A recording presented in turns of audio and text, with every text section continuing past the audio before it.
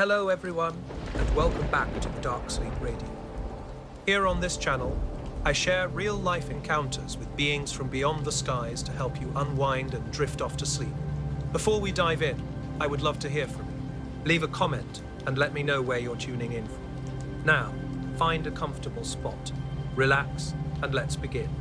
Our town got its first drive-in theatre that summer of 1957, built on an empty stretch of land at the county's edge. Just a gravel lot with a giant white screen against the tree line. People streamed in from everywhere. Farm families in pickups, kids piling into Fords and Chevys, young couples seeking a bit of privacy. My friend Ray and I went during the theatre's second weekend. He drove an old Plymouth sedan, roomy enough to stretch out in, and swore the little window-mounted speaker boxes delivered better sound than any radio. The night was warm and still, the kind of heavy air that made your shirt cling to your skin. Forbidden Planet was playing, a flashy modern film that felt like a big event for our small town. The gravel lot was almost full when we arrived. Kids darted between cars, clutching paper bags of popcorn, while parents honked to keep them in check.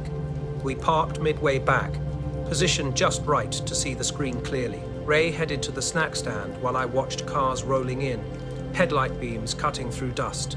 That's when I spotted him. A black Mercury coupe sat alone in the far corner, separated from the other vehicles. The driver sat perfectly still, hands on the wheel, staring straight ahead. Unlike everyone else chatting and adjusting speakers, this man remained motionless. Something about his rigid posture felt off. Ray returned with sodas and popcorn, but I didn't mention the strange driver right away. I kept stealing glances in his direction. Even as the cartoon previews flickered to life, the man didn't move an inch. Something was different about him, though I couldn't quite explain what. A little after 9, the opening credits began to roll, and that's when everything changed. The lights caught my eye first, a line of 6 or 7 orbs gliding silently overhead. They weren't like plane lights, no blinking, no sound, just a perfect line of glowing spheres drifting smoothly as if following an invisible path. What struck me most was the complete lack of reaction. Hundreds of people surrounded me, kids sipping sodas, teenagers laughing, and not a single person looked up, except one. The man in the Mercury had his face turned skyward the moment the lights appeared. His expression was unreadable from my position, but there was something deliberate about his gaze. He didn't seem surprised. It was almost as if he had been expecting them. I nudged Ray, whispering urgently for him to look. He glanced around, confused, then shrugged and continued eating popcorn. "What are you talking about?" he asked. The lights continued their silent journey, bright as lanterns, yet he saw nothing. By the time they drifted past the tree line and vanished into the distance, my hands were damp from gripping the soda bottle. Leaning out my window, I watched the Mercury. The man remained perfectly still, lowering his gaze back to the screen as if nothing unusual had occurred. The movie continued. Laughter, honking horns, and the smell of buttered popcorn filled the air. Everything seemed normal, except for me and that man in the corner. I tried to focus on the film, but something felt off. Each time the projector's light swept across the lot, I'd catch a glimpse of his profile, sharp and pale, unchanging. Halfway through the movie, I noticed he hadn't touched the speaker box. No sound came from his car. He wasn't watching like everyone else. Instead, his eyes would occasionally drift upward to the empty sky above the screen, as if anticipating something more. As the show neared its end and people started their engines early, Ray leaned over and asked about grabbing a burger. I agreed, though my stomach was in knots. The mystery of the lights and the man in the Mercury lingered, unresolved. Cars rolled out in long lines towards the exit road, horns honking and dust hanging low across the headlights. I scanned the corner one last time. The Mercury was gone. No engine noise, no headlights moving through the lot. I tried to convince myself he must have slipped out during the end-of-night commotion, but I hadn't seen him leave, and I'd been watching closely. Ray chattered beside me, laughing and doing a robot impression from the movie. I nodded, barely hearing. Cool night air rushed through the open window. As we passed the county road, drive-in lights still visible behind us, I caught myself scanning the sky, half expecting those orbs to reappear. I never mentioned the man in the Mercury to Ray. He wouldn't have believed me, especially since he hadn't seen the lights. But I remembered that man's face, steady, almost calm, as if the rest of us were mere background noise while something more significant unfolded above. Throughout that summer, I returned to the drive-in several times. I watched westerns, comedies, even a horror picture. The Mercury never reappeared.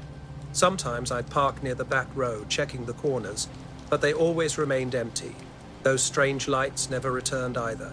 Yet I could still picture those glowing orbs, sliding soundlessly over the lot, and the man watching them with such quiet anticipation, like this wasn't a surprise, but a meeting he'd been expecting all along.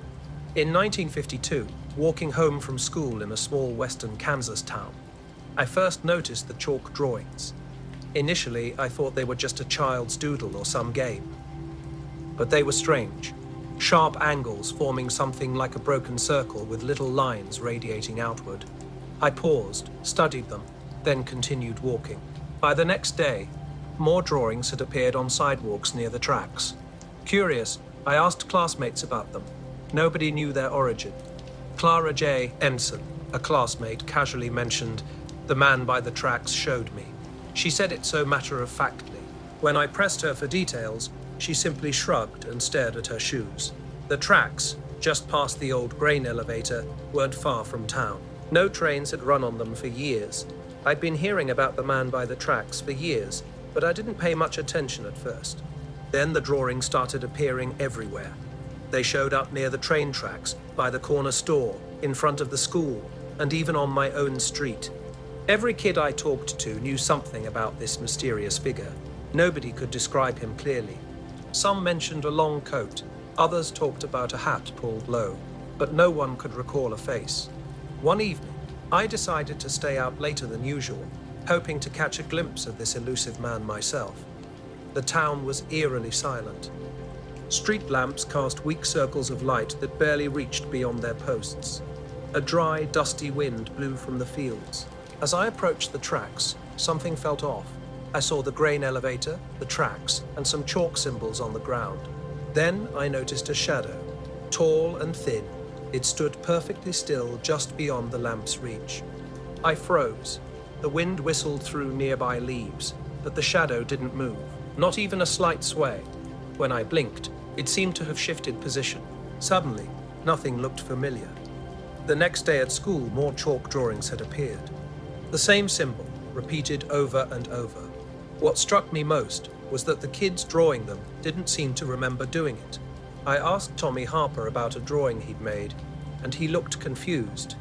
"I didn't do that," he said. I was inside. But I had seen the fresh drawing with my own eyes. Over the next week, I watched the kids closely. They would sometimes stop mid-step, staring toward the tracks at nothing. I saw Clara Jensen holding her chalk, looking at something invisible. Then she'd start drawing the symbol repeatedly, silent and focused. When I asked her what she saw, she just whispered, "He comes by the tracks." It became impossible to ignore after I saw the symbol myself one afternoon, walking home past the grain elevator. The chalk was fresh, waiting. I kept noticing strange things around the abandoned train tracks. Small sounds like whispers and scratches would stop when I turned my head. At night, odd lights hovered low over the ground, moving slowly along the rails. These weren't normal lamps. They seemed to float and drift, and I couldn't explain them. One evening, I decided I would try to see who or what was causing these strange occurrences. Walking past the grain elevator with wind stinging my ears, the lights appeared again. I held my breath, moving carefully. At the spot where a mysterious chalk symbol had first appeared, I saw a figure, tall and straight, wearing a dark coat against the fading sunlight. He stood just past the tracks. His head was slightly tilted, as if studying something. I wanted to call out, but my throat tightened. When I tried to step closer, the lights flickered almost bashfully. Then suddenly, he was gone. Not walking away, not turning around, just vanishing like someone had erased him from the air. The next morning, more chalk symbols appeared on sidewalks closer to the houses. I asked my mother about them. She claimed children were playing, but I knew she was lying. I could tell she had seen something too. After that, I spent countless nights watching and listening. Faint whispers along the tracks haunted me. Shapes would move slowly just beyond the lamplight, deliberate, careful, always just out of reach. The chalk symbol kept appearing, seemingly marking a path to somewhere unknown. One afternoon, I saw Clara and Tommy walking NG toward the tracks. They weren't speaking, just staring ahead. From a distance, I watched them stop, bend down, and trace the symbol into the dirt with sticks. Then they walked away as if nothing had happened. When I touched the ground where they'd drawn, there was no chalk, no trace at all. Weeks later, my father returned from town with a story from the local bar. The older men had been talking, and one claimed he'd seen something unusual. I was on duty at the Old Point Lighthouse in 1953, working the midnight to dawn shift. The fog had rolled in thick that evening, smothering the coast, and the beam from the lighthouse cut through it like a knife. I'd been at the station for 5 years by then, seen plenty of storms and rough seas, but nothing like what happened that night. In the years that followed, the strange occurrences became a whispered story among local kids. They would draw symbols in chalk, talk about strange lights near the tracks that moved against the wind, almost as if alive. Someone claimed to have found mysterious etched symbols near the elevator that vanished by morning. I kept quiet, not wanting anyone to think I'd lost my mind. Over time, the chalk drawings became less frequent. Children still mentioned the man by the tracks, but the obsessive symbol drawing tapered off. I continued walking past those tracks, unable to stop myself. The wind would sometimes carry a sense of being watched, and I'd catch a glimpse of a silent figure at the edge of my vision. The tracks always appeared empty, but I could feel a presence. Faint lights would hover low over the rails, moving slowly and disappearing when you blinked. I started leaving chalk near the sidewalks, hoping to catch whatever was creating these symbols. Each morning the chalk would be gone, drawn into the mysterious pattern, but I never witnessed how it happened. The next year my father got a TA job elsewhere and we moved away. Before leaving, I walked the tracks one final time. The chalk symbol remained, faint but clear. I traced its lines with my fingers. Nothing happened, no lights, no whispers, just dry wind and dust. Decades later, I returned. The town had transformed, houses moved or demolished, the grain elevator gone. I walked past the tracks. Nothing remained. No chalk, no figure, no lights, just an empty track bed cutting through the fields. But I know it was real. The children weren't imagining things. Even now, the symbol haunts me. Sharp angles, a broken circle, lines radiating outward. Sometimes I dream of it floating over the rails at night, and if I ever hear that faint scratch of chalk or see a shadow at the edge of my vision, I still pause, just in case the man by the tracks has returned. A glint caught my eye, a reflection right at the edge of my light beam. I paused, wondering if it might be a floating barrel or piece of driftwood. But the shine was too steady, too solid. No ships were scheduled that night. The afternoon shipping logs had confirmed nothing would pass until morning. Grabbing my binoculars, I focused on the glint. What I saw wasn't a ship or a buoy, but something massive hovering just above the water. Its shape was vaguely triangular, but with edges unlike any metal plating. Instead, they seemed soft, almost carved from shadows. No lights, no running signals, no smokestack, just a dark outline against the grey fog. I lowered the binoculars, rubbed my eyes, and looked again. It hadn't moved. Checking the horizon, I saw no fog bank that could support such an object. For several minutes I watched. Each time my beam swept across, the reflection would briefly flare and then vanish. I tried convincing myself it was just a lighthouse reflection bouncing off a wave, but the image remained even when the water beneath was dark. My hand hovered over the radio transmitter. What would I say? Something big and black is hovering off the coast? I set it down. The last thing I wanted was to sound crazy. Stepping onto the balcony, wind whipping around me, I noticed something else. A faint, low hum. More a vibration through the air than an actual sound. I checked the lighthouse machinery. The generator was steady, lamps fine, foghorn idle. Yet the hum was definitely coming from the direction of that shape. Keeping the binoculars trained, I watched. Slowly, it began to drift closer. Or was I imagining it? It didn't slice through the fog like a boat. Instead, it moved as if part of the fog itself, sliding along seamlessly. My stomach sank. I knew how currents could shift, how fog could deceive, but I saw clear breaks in the mist where it passed.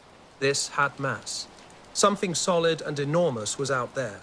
Glancing at the water, I saw no signs of waves or a bow pushing through. The surface remained calm, almost unnaturally still around this mysterious presence. First, I noticed how the fog changed when my flashlight beam hit it. A dark shadow formed where the light couldn't reach, while the rest of the fog glowed brightly. As I carefully swept the beam around, the shadow stayed perfectly aligned with the shape. This wasn't some optical illusion. Something felt off about the horizon. The ocean's edge seemed closer than it should be, and my eyes kept darting between the mysterious shape and the distant lighthouse keeper's house. Time seemed to stretch and warp. Had I been watching for 20 minutes or an hour? I couldn't tell. The silence was eerie. No engines, no bird calls, not even the usual foghorn. Just a constant, unbroken hum. I thought about walking down to the dock for a closer look, but the idea of navigating slick, dark rocks made my heart race. So I stayed put, gripping the railing, my binoculars pressed tight against my eyes. Then something strange happened. The reflection disappeared. When my light beam hit the shape, it no longer flickered back. Instead, it seemed to absorb the light completely. The air grew heavy, and I realized my hands were shaking. I tried to rationalize what I was seeing. Exhaustion, isolation. The fog and darkness could play tricks, but the outline was undeniable. This was massive, larger than any ship I'd ever encountered, and it was hovering impossibly above the water. It didn't belong anywhere. Through my binoculars, I could make out nothing, just a dark, hulking mass floating silently. Then it moved. Not quickly, but just enough. For a brief moment, I could have sworn it tilted, almost as if studying me. When I blinked, it straightened again. The realization that I was alone, that no one else would witness this, sent a chill down my spine. I don't know how long I stood there, transfixed. The wind grew colder, cutting through my clothes, but I couldn't look away. The shape crept closer, still silent, still suspended. Eventually, I dragged myself inside. I closed the door, checked the locks, and kept watching, unable to shake the feeling that something fundamental had changed. I was running the midnight shift along Highway 66 in the summer of 1953. My patrol car hummed across the desert like it was part of the quiet itself.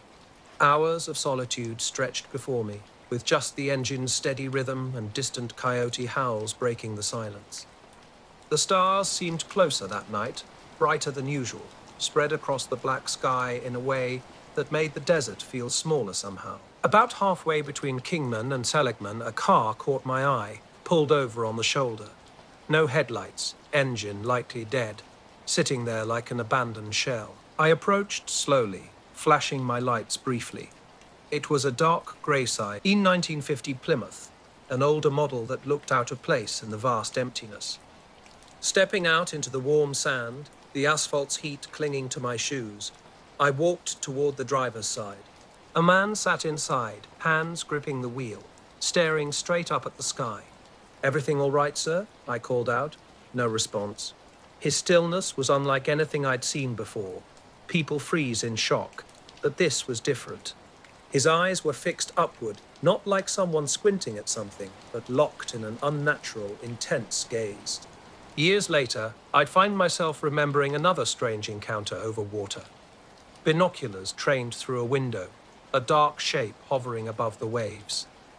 By dawn, the fog had thinned, and everything looked normal. No disturbance in the water, no wreckage, nothing. I called the Coast Guard, claiming it was just a false alarm, maybe a fishing buoy. I never mentioned it to anyone, not Clara, not the neighbors. I told myself I had imagined it, though I couldn't explain the shadows, the reflection, or the strange hum. Some nights, I still wake to the memory of that dark shape, silent and immense. I'd catch myself staring out over the water, expecting to see it again, but it never returned. Whatever it was, It didn't belong to any ship, plane, or storm, just something different out there, waiting for no one in particular. And that night on Highway 66, with that motionless driver, I knew I was witnessing something I couldn't explain, something beyond ordinary understanding. The desert stretched out silent and empty around us. I was on patrol when I noticed something odd about the car, its driver frozen, staring upward. The stars above weren't behaving normally. They moved in slow, deliberate circles, like an invisible hand was gently rotating them around a hidden center point. I tapped on the window. No response. The D River didn't even flinch, just kept his gaze locked on the sky. The engine was dead, and an unusual quiet hung in the air. No crickets, no night birds, just a strange humming from the landscape itself. Circling to the passenger side, I checked the interior. Everything looked normal, but something felt different. The air seemed thicker, almost vibrating with an unexplained tension. When I touched the door handle, it was warm, not hot, like sun-baked metal, but somehow unreal. The stars continued their slow, methodical rotation. I tried convincing myself it was a hallucination, pacing and rubbing my eyes, but the celestial pattern remained unchanged. My hand instinctively moved near my service revolver as I opened the door. The driver sat motionless. When I touched his shoulder, he was shockingly cold. His eyes remained fixed on the sky, seemingly reflecting something white and faintly glowing. Not a star, something else entirely. My mind raced through explanations: heat stroke, gas leak, anything rational. But nothing made sense. No unusual smells, no signs of disturbance. Just the quiet desert, those moving stars, and this unresponsive man. I noticed the headlights were subtly angled upward, not straight ahead. Just a slight tilt, but unmistakable. Something was definitely not right. The night was quiet, interrupted only by the static of my radio as I tried desperately to call for backup. No matter how I adjusted the knobs or checked the frequency, nothing but white noise came through. My pulse raced as I looked at the car, its posture seeming as curious as the man inside. I couldn't just leave him there. Approaching carefully, I tried to open the door wider and lift his hands from the steering wheel. That's when I saw his eyes, pupils enormous, dark, and glistening, almost consuming the entire eye. Startled, I stepped back. The stars above began to move, spiraling slowly in a mesmerizing, terrifying dance. Time seemed to stretch and warp. I'm not sure how long I stood transfixed. Minutes, maybe longer. Then, with an almost imperceptible blink, the man slumped forward. I shook him, urging him to wake up. He gasped, disoriented and sweaty, mumbling about seeing something. "Stars moving like they were alive," he said, his voice trembling. I listened but didn't share what I'd witnessed, not wanting to seem crazy. I helped him start the car. The engine sputtered to life, and he drove off slowly onto the highway. I remained behind, staring at the spot where the car had been. The stars now looked normal, just pinpricks of light in the black sky. Driving east, I tried to push the strange scene from my mind, but the man's eyes and the spiraling stars lingered. The next day, during my shift, I returned to the location. Nothing seemed out of place. Wind had shifted the desert sand, partially erasing the tire tracks.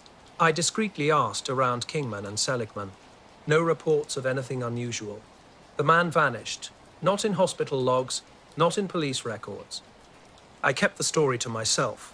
At the station, among friends, such a tale would invite ridicule. Years later, I've shared the story with a few people. They smile politely, assuming I'm joking. But I know what I saw that night. I was driving my family home that night, a narrow stretch of road just outside of Plainfield, New Hampshire. The air was cold, and a thin fog had settled over the pines that bordered the road, making the beams from our headlights dull and yellowish. My wife Claire sat in the passenger seat, and the kids, Timmy and Sally, were half asleep in the back. I'd driven this route countless times, but something felt different that night. The fog seemed to thicken around us more than usual, creating an unnatural slowness. As I rounded a bend, two bright points of light appeared in the distance, perfectly aligned and coming straight toward us. At first, I thought it was another car, but something didn't feel right. The lights didn't behave like typical headlights. They remained exactly level, unwavering. My instinct was to slow down and pull over. Claire muttered, "Someone's coming," in her low, nervous voice. As the lights drew closer, an eerie silence surrounded us. No engine sound, no tires crunching on gravel, just two steady spots of brightness, staring like unblinking eyes. I eased our Plymouth to the side of the road. The kids stirred slightly, with Timmy asking if we were stopping for someone. I told him yes, just a minute. Then the truly strange part happened. The lights didn't just approach, they lifted. Not like a car going over a hill, but literally rose from the road, drifting upward silently, almost lazily, as if buoyant or floating on an invisible current. Claire gasped. I remember that night exactly. The heat, the stillness, the way the air felt heavy. The man in the Plymouth frozen and staring. Stars moving in slow, deliberate circles above us. I can't explain what happened or why, but I know what I saw. Something was there in the desert that night. Something that made the air hum, stretched time, and left a man staring at the sky in fear and awe. I drive that stretch of Highway 66 occasionally, usually during the day, sometimes at night if work calls me out. I've never seen it again, and I hope I never do. But every time I look up at the stars, a part of me still checks to see if they've started moving. It's the kind of experience that doesn't leave you, no matter how much you want it to. The fog pressed against the car windows like something alive. I gripped the wheel tightly, trying to keep my hands steady as we drove through the thick darkness. Claire clutched her coat around her shoulders. In the back seat, Timmy and Sally sat wide-eyed. 2 points of light had appeared earlier, floating high above the treetops and drifting slowly eastward into the forest's darkness. I wasn't sure if I'd imagined it. My foot hovered over the brake, frozen in place. "Did you see that?" Claire finally asked. I just nodded, unable to speak. We continued driving more slowly now. The kids kept asking if what we'd seen was a plane or helicopter. I told them I didn't know, carefully avoiding mentioning the strange lights that had moved without any mechanical sound or sense of gravity. About 15 minutes later, something caught my eye near the old Cedar Brook Bridge, a movement in the trees that didn't match the natural sway of branches. Between the trees, I glimpsed a figure, maybe 4 feet tall, standing perfectly still. It seemed to be watching us. "Dad," Sally whispered from the back. "Why is it dark over there?" "Nothing, honey," I responded, my voice sounding hollow even to my own ears. But I couldn't shake the feeling that something was moving alongside us, just beyond sight. The rest of the drive felt endless. Occasional flickering lights caught my eye. Too quick for fireflies, too bright for stars. I scanned the road for animals, but found nothing. Just fog, dark trees, and an unsettling sense of being observed. As we reached the edge of town, the fog thinned. Ordinary house lights appeared, and the kids grew quiet. Claire looked pale, but was trying to stay calm. I was simply relieved to see street lamps again. I parked in front of our house and sat motionless, staring at the black road disappearing into the trees. Later that night, sleep eluded me. The sounds of that mysterious road echoed in my mind, a haunting reminder of our strange journey. Around midnight, I went back outside to check the road. The scene was eerily quiet, just an empty stretch of road, ice glinting under the moonlight, and occasional owl calls from the pine trees. No tracks, no footprints, nothing to explain what I'd seen earlier. The next day, I returned to the spot where we pulled over. Our Plymouth's tire marks were visible on the gravel, but no trace suggested any other vehicle had been there. I walked nearly a mile along the roadside, searching for any sign, footprints, broken branches. The trees remained completely untouched. I asked a neighbor if they'd noticed anything unusual the previous night. They hadn't. No strange lights, no reports of missing time. I wondered if I'd imagined it, but I knew I hadn't. Claire had seen it too, and she wasn't someone who got spooked easily. A week later, driving past the same road, a sense of dread settled in my stomach. Fog rolled in, thicker than before.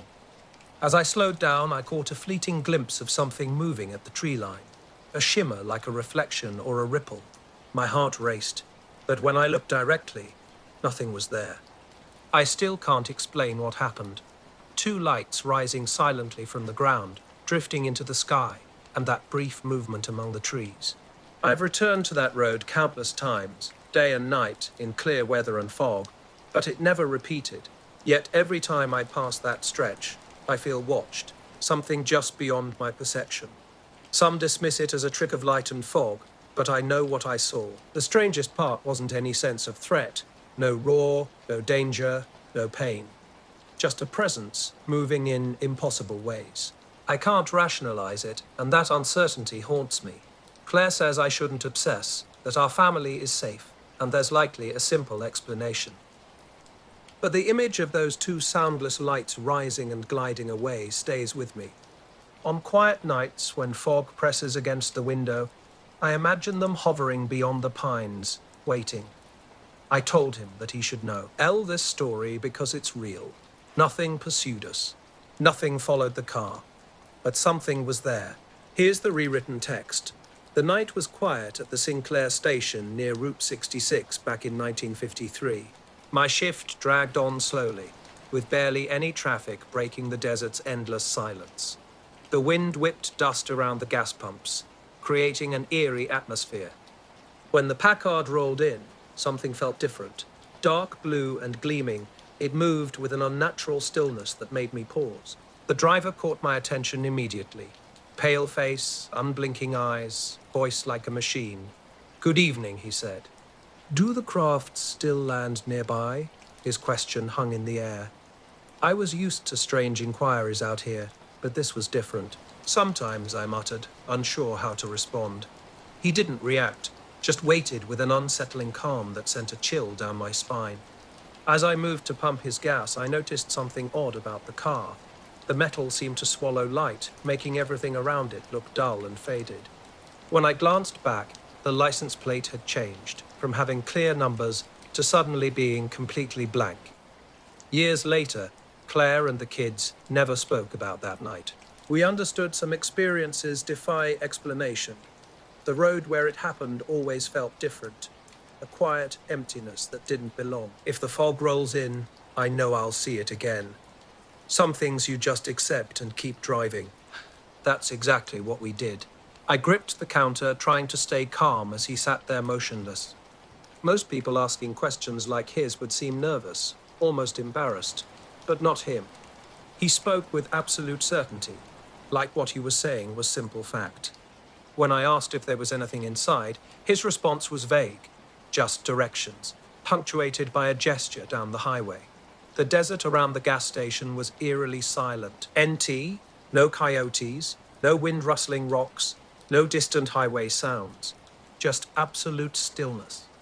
The only noise was the steady drip of gas into the tank. He didn't move, just stared, and I found myself forcing steps closer to get a better look at his license plate. Nothing, just bare metal. My palm grew clammy. I wanted to ask why he was out here, but the words caught in my throat. The Packard's engine ticked quietly as it cooled, but something felt off. I realized I couldn't smell the usual gasoline or exhaust. The car's paint seemed to shimmer strangely, almost wet-looking, but wasn't. "Why are you here?" I finally asked, my voice low and uncertain. He tilted his head. "To see if anyone remembers," he said. "Remembers what?" He offered no explanation, just sat there, hands on the wheel, his pale face unchanging. Tension built in my stomach. My throat went dry. I tried to act normal, glancing at the pump, pretending to check the meter. When I looked back, the car seemed subtly different. The shadows around it weren't quite right. Its edges blurred, like it didn't quite belong in this world. "I'd better get going," he said calmly. As he started to move, I watched, frozen. Then something extraordinary happened. The car didn't just drive, it rose, smoothly, silently, lifting about 20 feet above the asphalt. Its headlights, previously dull, now glowed softly against the desert night. The metal caught starlight differently, not reflecting like any normal vehicle. The desert was empty when I finally blinked. I stood there, stunned, unable to process what I'd just witnessed. A vehicle had drifted straight up and then slowly arced over the station and highway, becoming just a faint speck among the stars. The wind returned, rattling the canopy and shaking dust from the station's roof. The Packard had vanished without a trace. When I tried calling the local deputy the next day, he dismissed my story, suggesting I'd had too much coffee. Even the regular truckers who'd passed through claimed no memory of anything unusual. For weeks afterwards, I scanned that stretch of road at night. Occasionally, I'd catch a distant light moving in ways that defied normal vehicle or aircraft behavior, but nothing ever resembled that car again. The desert seemed ordinary, except in my memories. I can't explain the inexplicable details. The strange license plate, the car's impossible hovering, the calm demeanor of the man, or the peculiar heaviness of the air during those moments. I never saw him again, and no one else ever spoke of such an encounter. I continued running the station for another year before selling it. Now, whenever I drive down Route 66, I find myself glancing at the stars, half expecting to see those ethereal headlights. Nothing has reappeared, yet the memory remains vivid. On windy nights, when dust kicks up around the pumps, I could swear I feel that same measured gaze watching me, and I know I'd recognize that flat, calm voice anywhere. It was 1952, and I was driving back from a job in Lincoln, Nebraska, along Highway 77. The night was clear, moonlight illuminating the blacktop. I'd been traveling since mid-afternoon, my old Chevy humming steadily, thinking about stopping for a meal when something caught my eye. A billboard stood beside the road where the cornfield began to thin. It looked brand new, almost garish under the moonlight.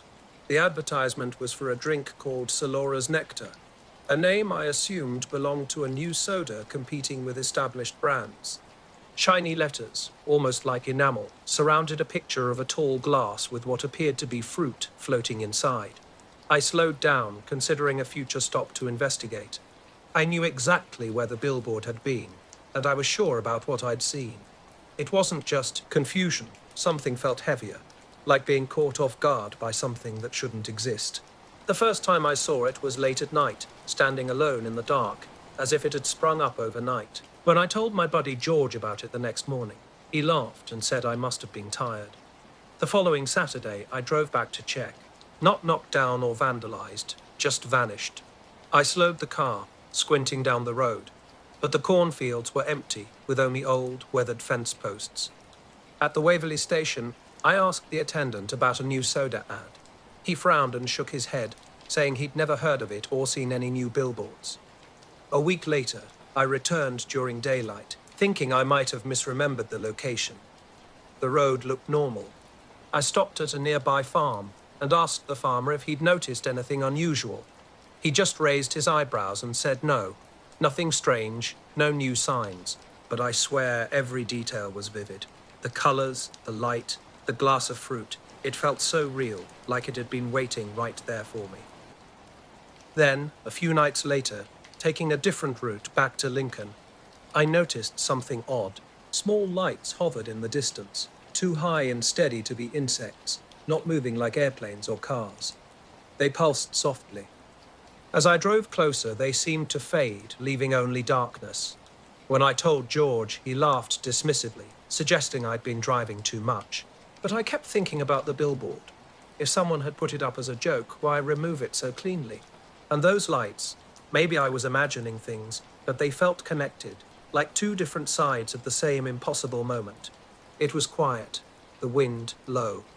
My heart was thumping as I drove past the cornfield, where I'd first seen the billboard. Something flickered just off the road, not solid, more a blur like a shadow. I could see the shape of a tall glass, fruit-catching moonlight. I slammed on the brakes. Nothing was there, just dark, empty fields.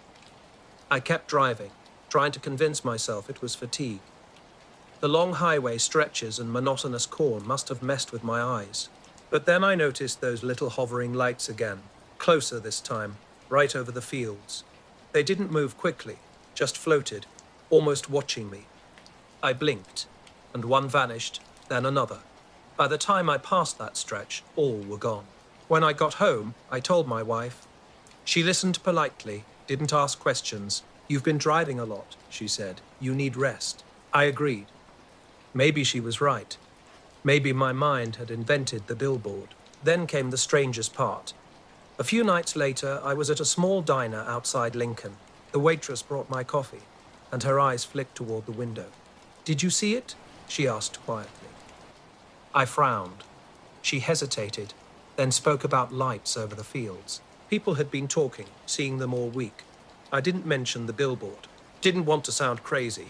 I just nodded, said I'd been driving too much. But inside, I knew she'd seen something too. A few nights later, I went back out. I couldn't shake the feeling. Something was off. The road was empty, air still. I passed where the billboard had been and saw a faint glow, like the sign was burning quietly, almost transparent over the corn. I blinked, and it was gone. Over the next few weeks, I kept looking. Every time I drove that highway stretch, I'd catch glimpses of lights, faint, hovering, always fleeting. Sometimes close to the ground, sometimes high in the sky. Once I thought I saw the billboard's outline for a second before it vanished completely. I was Joe Mallory, just a kid from Portland, looking for steady work, back in 1950 at a logging camp near the Cascades. 4 other men worked alongside me, Frank, Bill, Amos, and Henry, who knew these mountains far better than I ever would. We'd been hauling firs and pines for weeks, living in rough canvas tents that leaked whenever the wind got too strong. The nights were eerily quiet, a silence that seemed to press against you. Only the wind through trees and the scrape of logs broke the stillness. We grew accustomed to this quiet, which made any unexpected sound feel magnified. One evening, while checking the line of cut timber along the camp's far edge, I spotted something sitting on a stump near the log stacking clearing. Initially, I thought one of the men was playing a prank. The figure remained motionless as I approached. It was clearly a man, but unlike any I'd seen before. Tall, unnaturally so, maybe 7 feet high, and pale as fresh birch bark. His shoulders were rigid, and he seemed oblivious to his surroundings. No acknowledgement of the rustling leaves or the distant owl's cry. "Evening," I said cautiously. No response. I called out again. Silence. As I stepped closer, he finally spoke, his voice flat and strange. Years later, driving that same highway, I'd recall this moment, just like the strange billboard for Solora's Nectar that no one else remembered, or the fleeting light I glimpsed hovering above a cornfield. No one I told believed me. The company, the billboard, the entire experience, it was as if none of it existed. Passing the old spot years later, everything looked normal. Cornfields stretched on both sides, the road quiet and clear. For a moment, I almost convinced myself I'd imagined it all. Then a flash of light, like a glass reflection above the field, made me press the accelerator and stare straight ahead. I stopped seeking explanations. Some experiences defy understanding. The world isn't as solid as it appears. Sometimes things slip through Brie, fly, revealing themselves whether we comprehend them or not. And all I could do was keep driving, watching, hoping whatever it was wouldn't follow me home. The stump was empty when we returned, no trace of the figure I'd seen earlier. Our lanterns swept wide circles over mud and leaves, revealing nothing. No footprints, no sign of anyone. We stood there, mouths agape, until Amos broke the silence. Maybe it was just a trick of the light, but I knew what I'd seen. The next night, it returned. Same stump, same rigid posture, same expressionless stare. This time, I watched from a distance. The others were skeptical, though Henry cast nervous glances over his shoulder. The figure spoke again, monotone and precise. Tests are finished. Bill, growing impatient, stepped closer. "Who are you? What do you want?" The figure turned its head slightly, just enough to show awareness. We waited, tension thick in the misty air. Then it stood tall, turned toward the woods, walked a few steps, and vanished into the shadows. I searched the next morning, hoping to track it, but found nothing. No footprints, no broken branches, as if it had been lifted from the ground. The men began speculating in hushed tones. Some thought it might be a deserter from the city, or a hobo. But none of us had ever seen anyone like this, and no train or road came near these woods for miles. After that, the figure appeared at different times, sometimes late at night on the stump, other times at dusk, watching from the clearing's edge. Always calm, always quiet. No one attempted to follow it anymore. It was unsettling, and we all knew it. It started with me seeing this figure, precise like a textbook reading. When I first spotted it, I tried to ask, "Tests? What are you talking about?" But it just stared ahead, not looking at me or anywhere specific. I went back to the tents and told the others. Frere, NK laughed it off, suggesting it was just kids seeing things. But Bill, who knew these woods better than anyone, frowned and suggested we investigate. We grabbed lanterns and returned cautiously, only to find an empty clearing that seemed to hold its own mysterious silence. The creek running through our logging camp had become more than just a landmark. It was where we first encountered something that defied explanation. I was checking a new line of logs when I saw it standing motionless, staring directly at me. Its movements were mechanical, almost robotic, with no hint of emotion. When it spoke, the words were simple but chilling. Tests are finished, just like that. Then it stepped into the water without a sound, leaving no trace. The ripples spread out as if something had passed through, but there were no footprints, no splashes. That night, Frank confirmed he'd seen something similar, a shadowy outline near the tent, speaking the same cryptic phrase. We started sleeping in shifts, lanterns close by. The woods felt different, more oppressive, pressing down on our canvas shelters. Over the next few weeks, I began documenting every encounter in a notebook. The pattern became clear. It appeared more frequently on still nights, when the air was thick with wet pine and the creek ran quietly. Fog seemed to make it disappear. The final encounter was the most unsettling. I was stacking firewood when the mist rolled in quickly from the hills. That familiar voice emerged. Tests are finished. It was right behind me, just a few feet away. I couldn't see its face, but I felt its presence, calm, watching. I whispered, "What are you testing?" Silence was the only response. When I blinked, it vanished.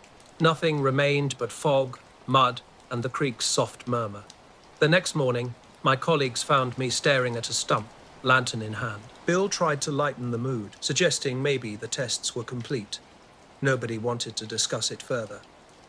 A week later, I left the camp, the mystery unresolved. The morning was chilly in 1954, the kind of damp that sinks into your coat if you leave it hanging in the back. I was driving the 7:15 bus route out of Millersville, running between the county seat and farms scattered across the outskirts. With my thermos of coffee and a pack of cigarettes, I knew this route like the back of my hand. The fog was thick, making my headlights barely reach the next fence post. I pulled up to the small stop just past Harper's Hollow, a single wooden sign nailed crooked to a telephone pole. I was the only vehicle for miles, always scanning for farmers or school kids. That morning, 3 figures stood waiting. A man with a cap pulled low, a woman with her scarf wrapped tight, and a boy around 10 years old. They looked normal, but something about their posture in the dense fog made me pause. "Morning," I called, stopping the bus. They waved, and I opened the doors. The man and woman climbed in, the boy following. They paid in change, but their silence struck me. No small talk, just quiet nods and murmurs as they moved toward the middle rows. Their coats rustled against the seats, and the fog continued to crawl across the road. Later, men had started whispering, and a tension I hadn't noticed before hung in the air. We all went our separate ways, and none of us ever saw the figure again. I considered writing a report for the logging company, but knew they'd think I was crazy. Honestly, I wasn't even sure I understood it myself. Decades later, I still remember the cold calm in its voice, the way it moved without leaving a mark, and the endless stillness it carried. The figure spoke about tests that didn't seem to involve us, vanishing without a trace. It wasn't dangerous, but it left a quiet unease that owed me long after the mountains disappeared behind the road. Sometimes I swear I can still hear those low, even words floating through the mist. Tests are finished. I never went back. Some things in those woods just aren't meant to be understood. The morning felt off from the start. My bus seemed to carry something more than just empty seats, a presence that pressed against me without making a sound. When I glanced in the mirror, the passengers weren't looking at me, just staring ahead with eyes that held a strange, dull reflection. Hollow Creek Bridge came into view, and something immediately struck me as wrong. The water beneath was impossibly still, like a sheet of glass. Normally, this creek always rippled, even through the thickest fog, but today it was completely motionless, catching the pale light in an unnatural way. I continued my route, pulling over at the second stop, an old wooden platform nestled among farm fields. The brake hissed as I called out, "Next stop, Millersville Station." But when I turned to check the passengers, the row was empty. Completely empty. At first, I thought they might have slipped off while I was turning or checking my mirrors. Yet I knew I was the only one who'd been driving. No footsteps, no coat rustling, nothing. I stepped down and searched the platform. No footprints, not even the faint drag marks a coat might leave. I checked the bus repeatedly, inside and out. The seats remained as empty as before. The fog thinned slightly, revealing nothing unusual, just the same worn benches and chipped platform paint. But I knew what I'd experienced. The weight of those passengers lingered like a cold draft, their blank stares etched in my memory. Driving on, the farmland around me felt eerily quiet. No crows, no barking dogs, no wind in the cornstalks, just the bus engine and occasional suspension groans. Miles later, Epping caught my eye, a soft, silvery light flickering behind the tree line. Not a lamp, not a farmhouse glow, but something entirely different.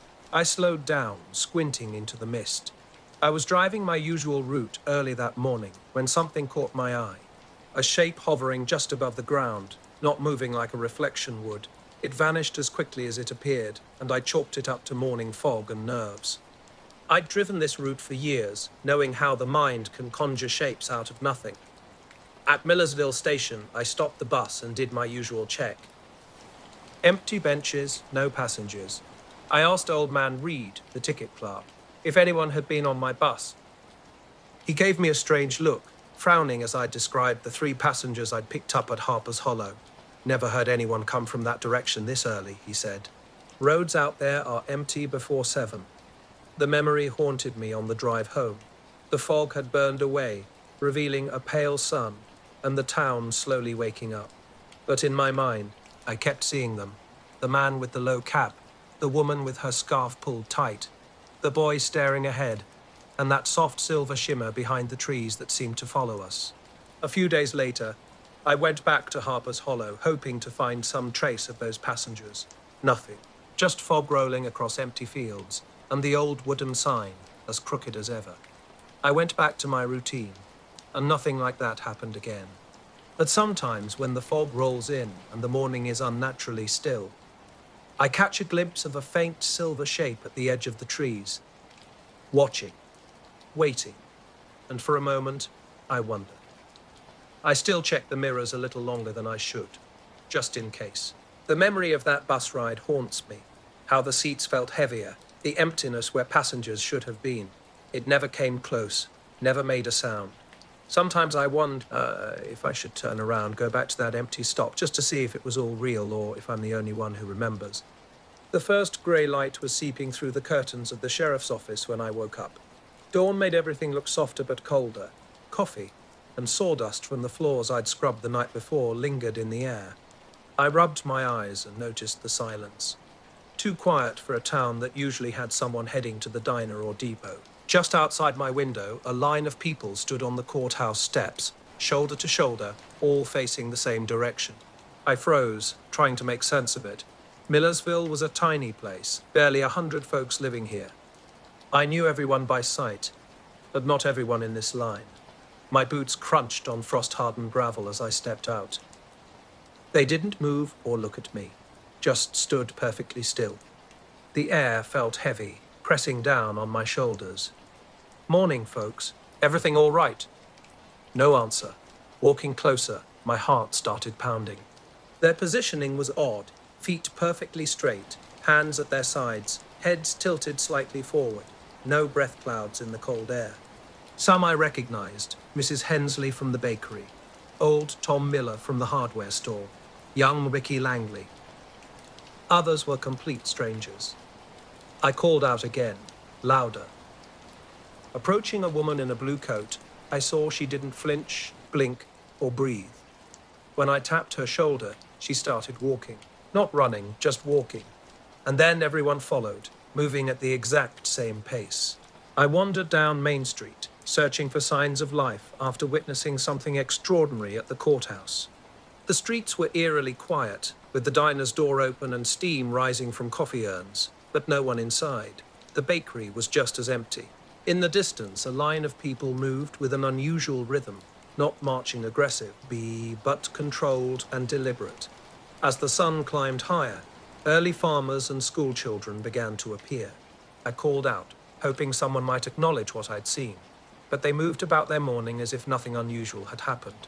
Their normalcy felt unsettling. Returning to the courthouse, I needed to confirm what I'd witnessed. The frost on the steps still held the imprint of footprints, faint but visible, slowly fading in the growing warmth. I knelt down, tracing the shapes with my gloved hand. Each print was identical, same size, same depth, perfectly uniform. I spoke with locals, seeking confirmation. Mrs. Hensley claimed she'd slept through everything, her tone unconvincing. Old Tom Miller insisted he'd been in his shed all morning, but his account seemed uncertain, his timeline blurry. Something felt off. Every story seemed slightly altered, like memories had been carefully stitched over something else. Small details caught my attention. A lantern mysteriously moved on Mrs. Bede. Hensley's porch, despite her insistence otherwise. The silent line of people descending the courthouse steps remained vivid in my mind. They had moved in perfect unison, facing the same direction, then dispersed into town as if they were never there. The frost-pressed footprints were my only tangible evidence of their passage. I couldn't shake the weight of that moment, the strange, pressing sensation that had overcome me when I first witnessed their synchronized movement. Something significant had happened, but no one seemed willing or able to acknowledge it. The town felt different that day. A shovel in the hardware store yard had moved, leaning against the fence in a new spot. No one admitted to shifting it. The morning stretched, with extra minutes that seemed to slip by unnoticed. By midday, everything appeared normal. Kids laughed near the schoolhouse. People filled the diner, and the usual sounds returned. But something lingered beneath the surface. I couldn't shake the feeling of being watched. Shadows flickered at the edges of side streets. Figures would stand perfectly still in alleyways, vanishing the moment I looked closer. They were strangers I'd never seen before. That evening, I tried writing down my observations in my office. My hand would pause, uncertain of my own memories. The line on the courthouse steps haunted me. Something was off about the people. Even those I knew well seemed distant, as if not entirely themselves. At dusk, I walked the streets one last time. Lanterns glowed warmly from porches. Smoke curled from chimneys. The courthouse steps were now clear of the mysterious frost prints, replaced by long shadows stretching in the twilight. For a brief moment, I glimpsed figures forming a line at the edge of my vision, silent, still, all facing the same direction. When I blinked, they disappeared. Years passed, but I never stopped noticing the small, strange occurrences. Objects would shift slightly out of place. Shadows seemed to move unnaturally. A rhythm hung in the air, as if something had passed through town and everyone had unconsciously followed. I tried sharing my experience with others, but most laughed or looked at me with concern. Eventually, I stopped talking about it. On quiet nights when the wind rattles the windows, I still see those silent figures on the courthouse steps, hear their soft footsteps marching in unison. The mystery remains unsolved, a lingering question mark in my memory. I was driving down Route 66 in 1953, heading west toward Oklahoma City. The highway stretched out before me, almost empty except for the occasional pickup or truck. Late afternoon sun hung low, still hot, and the asphalt seemed to radiate heat. Everything looked washed out in dust and light. I had my bag on the passenger seat, filled with catalogs and samples, and a thermos of coffee I sipped from time to time. About 20 miles out of Tulsa, I noticed the first billboard, just a standard roadside advertisement with a gleaming sedan and bold letters. What caught my attention were the lights strung across the top. They blinked in a strange pattern. 3 quick flashes, 3 long ones, then 3 quick again.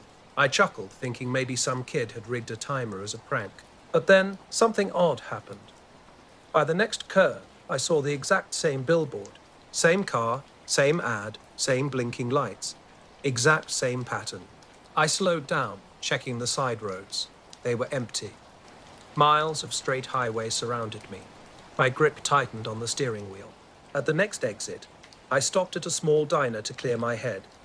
Only the cook was there. When I asked about the billboard, he looked confused. "Which one?" he said. "There's only one around here for miles." He gestured vaguely toward the highway and shrugged. "Lights aren't even working tonight. Been out for a week." Something passed through that day. I made it home that morning, and the town carried on. But I can't shake the feeling that something moved through Millersville, leaving everyone subtly changed. It wasn't violent or loud, just a quiet, orderly intrusion that didn't belong, and I can't explain any of it. The highway stretched out before me, long shadows cutting across the asphalt as the sun dipped behind low hills. I was driving, my mind wandering, when something caught my eye. A billboard.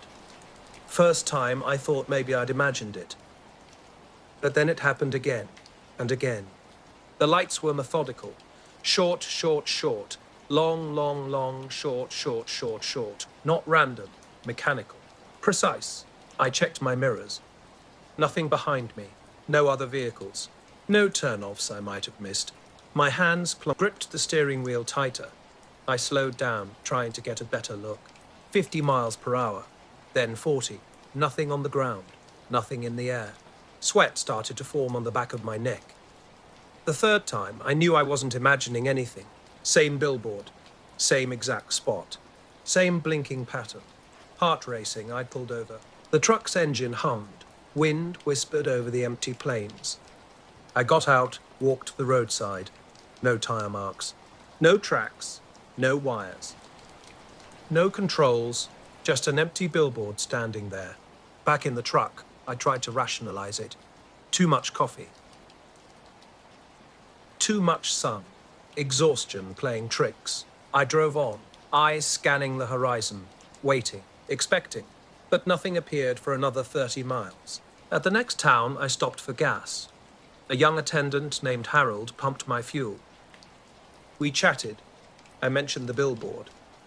His response stopped me cold. Billboard? You mean that old Ford ad? It's been empty for months. Lights haven't worked in weeks. The pattern remained burned in my memory. 3 short, 3 long, 3 short. Like a code, a signal. But from where? From whom? As I pulled back onto the highway, questions swirled in my mind, with no answers in sight. The highway stretched out empty, nothing but the sound of tires on asphalt and distant train whistles breaking the silence. Night had fallen completely before I reached Oklahoma City's outskirts. Something nagged at me, a memory of blinking lights on a billboard that I couldn't shake. I'd seen it 3 times. Each time, the pattern was identical, too precise to be random. No one would believe a salesman from Tulsa about strange lights, so I'd kept quiet. Phones were only at pay stations, and I had no one to call anyway. At the motel, I parked under a street lamp. Its light made my truck feel safer somehow. I sat there, trying to make sense of the day. Was it a heat mirage? Fatigue? But I never better. The lights had been perfect, deliberate. Sleep was restless. I kept seeing the billboard against the twilight, those repeating lights burning into my memory. My dreams were a blur of endless highways, dark billboards, and mysterious blinking signals in the sky. The next morning, I drove back to check. Everything looked normal. Bright sunlight, clear skies. The billboard stood silent, its wires rusted. No trace of the previous night's strange display. I walked around it, searching for any sign, any mechanism. Nothing. I left and kept driving. I haven't seen that pattern again, haven't returned to that Route 66 stretch. But sometimes, on long empty roads at night, I catch flashes of light at the edge of my vision, a rhythm that doesn't belong to anything I understand. The memory weighs on me, a constant companion. I don't know what I saw or why. I only know it happened, and some part of me will never forget those perfect, deliberate lights. The night was cold and damp with fog rolling in off the river, making streetlights look like halos. I was 15, standing outside a small diner in Ashford, waiting to use the payphone. My school jacket hung over a button-down shirt, and I fiddled with a coin in my pocket while watching my breath curl in the chilly air. Marcy had asked me to call her, but the phone booth was occupied. When it finally became free, I dropped in a nickel and lifted the receiver. The dial tone sounded weak, as if it had been repaired too many times. I dialed her number, trying to ignore the mist creeping up around my ankles. The moment I hit the last digit, something strange happened. A voice spoke, flat and metallic, like it had been processed through a machine. "Walter Hughes, December 4th, 1939, it said. I nearly dropped the receiver, my heart racing. Was this some kind of prank by older kids? But the street was empty, with only the E-Diner's distant glow visible through the thick fog. "Who is this?" I asked, my voice higher than I intended. Silence followed. Then the same message repeated precisely. "Walter Hughes, December 4th, 1939. Thinking I might have misheard, I hung up and tried dialing again. Nothing. Just dead silence and a faint electrical hum. I looked around the corner, expecting to see someone, but found only more fog and hazy light. Inside the diner, I asked Mrs. Callahan to use their phone. She handed me the receiver without a word. I dialed Marcy's number again. After 2 rings, there was a click. Not the usual sound, but a long, low, static hum. Then the same voice returned, "Walter Hughes, December 4th, 1939. I slammed down the receiver, feeling a chill that had nothing to do with the evening's cold. Mrs. Callahan approached, frowning. And now, every time I recall that moment, I feel the same mix of disbelief and unease I experienced on that highway in 1953. A sense of being followed by blinking lights I couldn't escape. She asked if I'd been talking to myself, and I shook my head. But her look told me she thought I was just a kid who didn't understand how adults worked. According to her, the phone line never connected. No call went through. Not to my friend. Not to anyone. I was confused. I told her I'd called Marcy, but she shook her head. Nobody answered. I hadn't called anyone. I didn't argue. Something wasn't adding up, but I couldn't explain it. My hands trembled as I paid for coffee, trying to make sense of things. The next day, I told Marcy about the incident. She didn't believe me, said I'd imagined it all. Maybe she was right. Maybe I was just tired, my nerves frayed after school. But then the dreams started. Not exactly nightmares, but a voice repeating itself while I slept. Sometimes it was clear and crisp, like a metallic whisper. Other times it stretched head and bent, blurring the line between wakefulness and sleep. I'd wake up in the middle of the night, staring at the ceiling, certain something was watching me. A few nights later, I returned to the corner. Maybe I'd overreacted. The fog was thicker, the street empty. The diner's neon sign flickered weakly through the mist. I leaned against the phone booth, half expecting nothing to happen. I lifted the receiver, dropped in a coin. Didn't even dial. The line clicked. "Walter Hughes, December 4th, 1939, the voice said. I nearly dropped the phone. "How? What?" I stammered. The fog pressed closer, wrapping the street in soundless pressure. No one was around. The diner windows were empty. The street was empty. My hands shook. I hung up and didn't go back. Over the next few weeks, things started disappearing. Small items at first. School books out of place. Notes vanished from my desk. Coins missing from my pocket. Not much. Nothing dramatic, but enough to make me doubt myself. I asked my parents, but they said I was just losing track of things. Maybe they were right. Yet the voice never went away. Occasionally, when I was alone, I'd hear it faintly whispering my name. Sometimes in radio static, sometimes in the electrical hum of appliances. December 4th, 1939, Walter Hughes.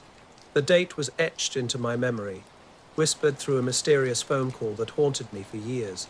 Most of my friends dismissed my story. They laughed, calling it a dream or some elaborate trick. But I knew what I'd heard, and the memory never faded. One foggy evening in Ashford, I decided to confront my uncertainty. Street lights glowed softly through the mist, casting gentle halos around me. My feet squished in the damp ground as I approached the corner payphone. Heart racing, I lifted the receiver, desperate for answers. The line clicked. A low buzzing filled the earpiece. I waited, expecting the voice to return, but silence stretched out. Then, a strange sound emerged, like paper rustling but not quite human. Faint and irregular, it stopped as suddenly as it began. I hung up slowly, surrounded by the fog's quiet embrace. Something felt different. Something had been listening, watching. Not quite a voice, not quite a presence, but something undeniably there. After that night, I avoided public phones. I'd call Marcy from her house or wait until I was home. The voice didn't follow me everywhere, but it lingered in my mind. Sometimes, while doing homework, I'd hear a faint echo seeming to drift from the walls. Years later, I returned to Ashford. The town had changed. The diner was now a small grocery store, but the street remained quiet, fog rolling in from the river just as it had decades earlier. I stood remembering that moment, that inexplicable experience. I never heard the voice repeat my birth date again after leaving town. But the memory persisted. Late at night, I sometimes sense a quiet, mechanical presence lurking just beyond the light's reach. It makes me wonder about those fleeting moments we catch, those unexplained fragments that slip through our understanding. I never went near that payphone again. The morning was quiet, just me and the bay, back in 1954. I'd been out on my little skiff since 3 a.m., used to these solitary hours with nothing but gulls and salt air. Hauling nets was my routine, and I expected nothing unusual that day. But something felt off when I pulled the net up around 3:30. It was heavier than normal, yet strangely still. Peering inside, I saw something that stopped me cold. Every single fish lay dead, perfectly motionless. Their scales had an unnatural glow. Not moonlight, but a faint phosphorescent shimmer from within. In 20 years of fishing Marshport Bay, I'd never seen anything like it. My mind raced through possibilities. Chemical contamination from upriver factories, but the metallic scent was too subtle, and that eerie glow made no sense. I tilted the net, half expecting movement. Nothing, not a single twitch. Then I saw it. Beyond my oars, maybe 100 feet out, a smooth, silvery shape hovered silently above the waves. At first, I thought it was fog catching moonlight, but it wasn't moving with the wind, just a blur of reflective metal, hanging impossibly still in the thick morning mist. My stomach tightened. Something was wrong. Now, years later, that memory still haunts me. The faintest hint of static or a mechanical whisper brings it all back. That foggy street, the diner, a voice saying my name and birth date like it had been waiting.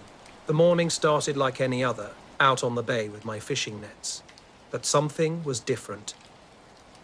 A shape hung motionless just above the water, not moving like anything mechanical.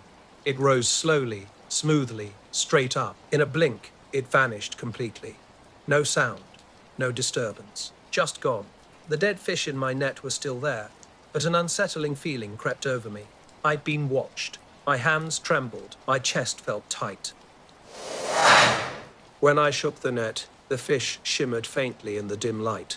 I dropped it back over the side, suddenly reluctant to touch them. Something strange caught my eye.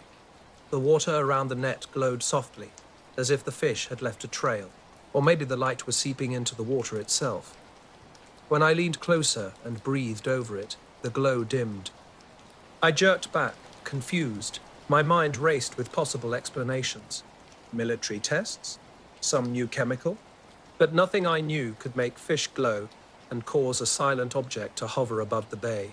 As I paddled toward the dock, movement on the horizon caught my attention. A faint flicker in the fog. Another shape, perhaps the same one, drifted low and slow. I froze. My paddle slipped, and I grabbed it to prevent noise. The thing seemed to sense me, hovering briefly before drifting aside and vanishing behind a thick bank of fog. Exhausted and shaking, I reached the dock around 6. The town was waking up, lanterns flickering, people beginning their day. I said nothing. Who would believe me? I unloaded the nets, trying to steady my trembling hands. Neighbors asked about the catch. I lied, claiming the tide had been slow. Ed Whitaker, one of the old-timers, noticed my shaking and asked what was wrong.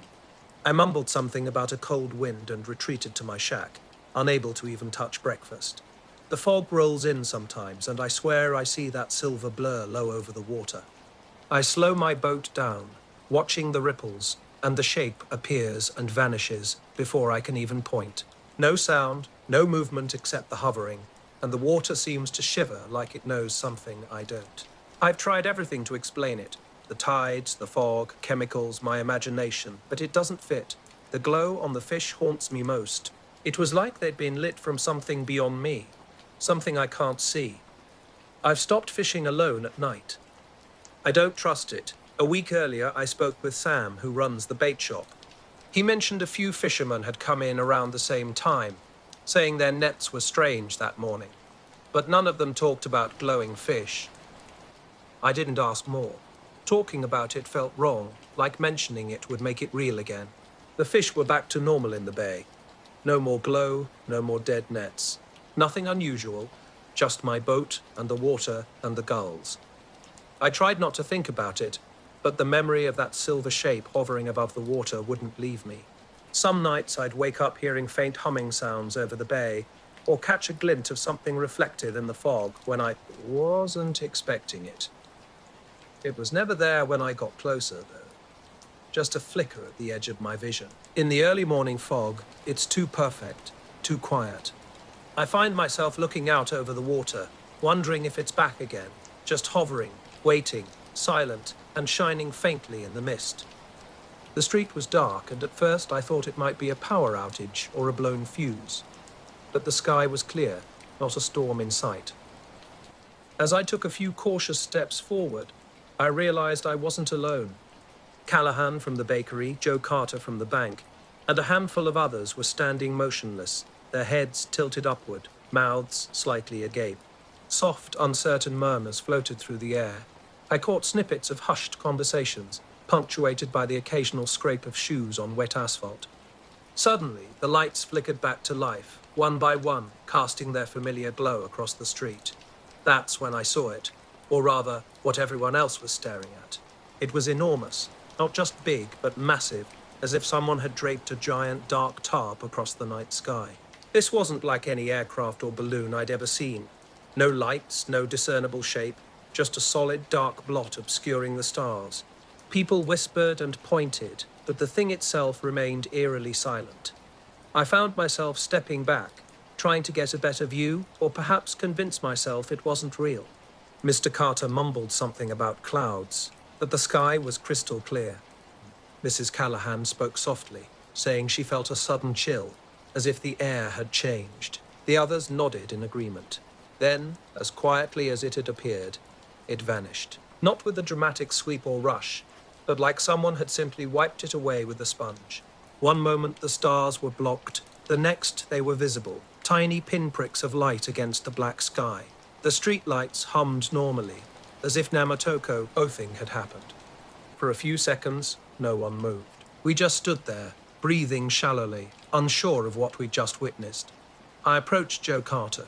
"Did you see that?" I asked. It wasn't moving, not like anything I'd ever seen before. Strangely, no one wanted to discuss it further. We silently drifted back to our homes, occasionally glancing over our shoulders. Whispers about the shadow lingered, but no one dared to elaborate. It felt as if talking about it would somehow make it real again. That night, sleep eluded me. I tried to sketch the shape in my mind, but it was futile. My attempts on paper never matched my memory.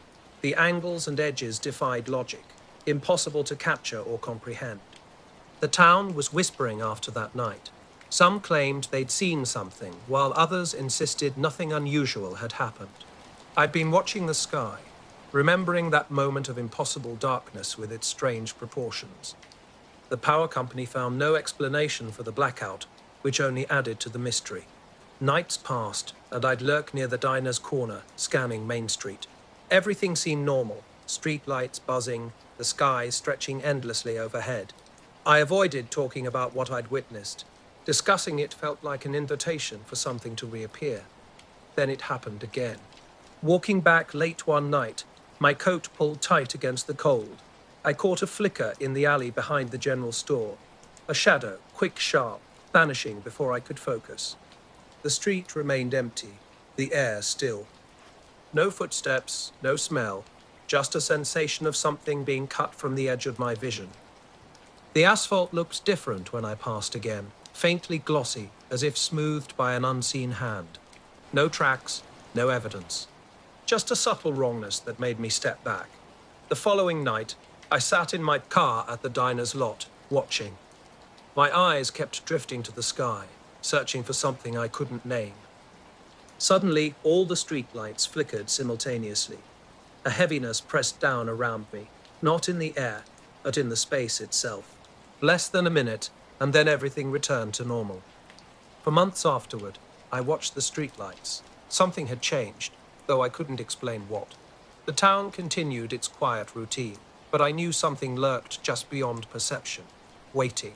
The night was dark, and the fields were grey when I first saw the plane. I'd been walking home from my cousin's place in the valley, kicking stones along the dirt road between my uncle's farm and the old Johnson place, thinking about supper. Something about the plane's lights caught my eye. They blinked in strange, irregular patterns, red, green, white, almost like a broken Morse code. I stopped and squinted, wondering if my eyes were playing tricks. The small aircraft, like a crop duster, was descending toward the open fields near the creek. At first, there was no engine sound, just the distant hiss of wind. Then a faint whirring noise started, as if the plane was settling onto the ground.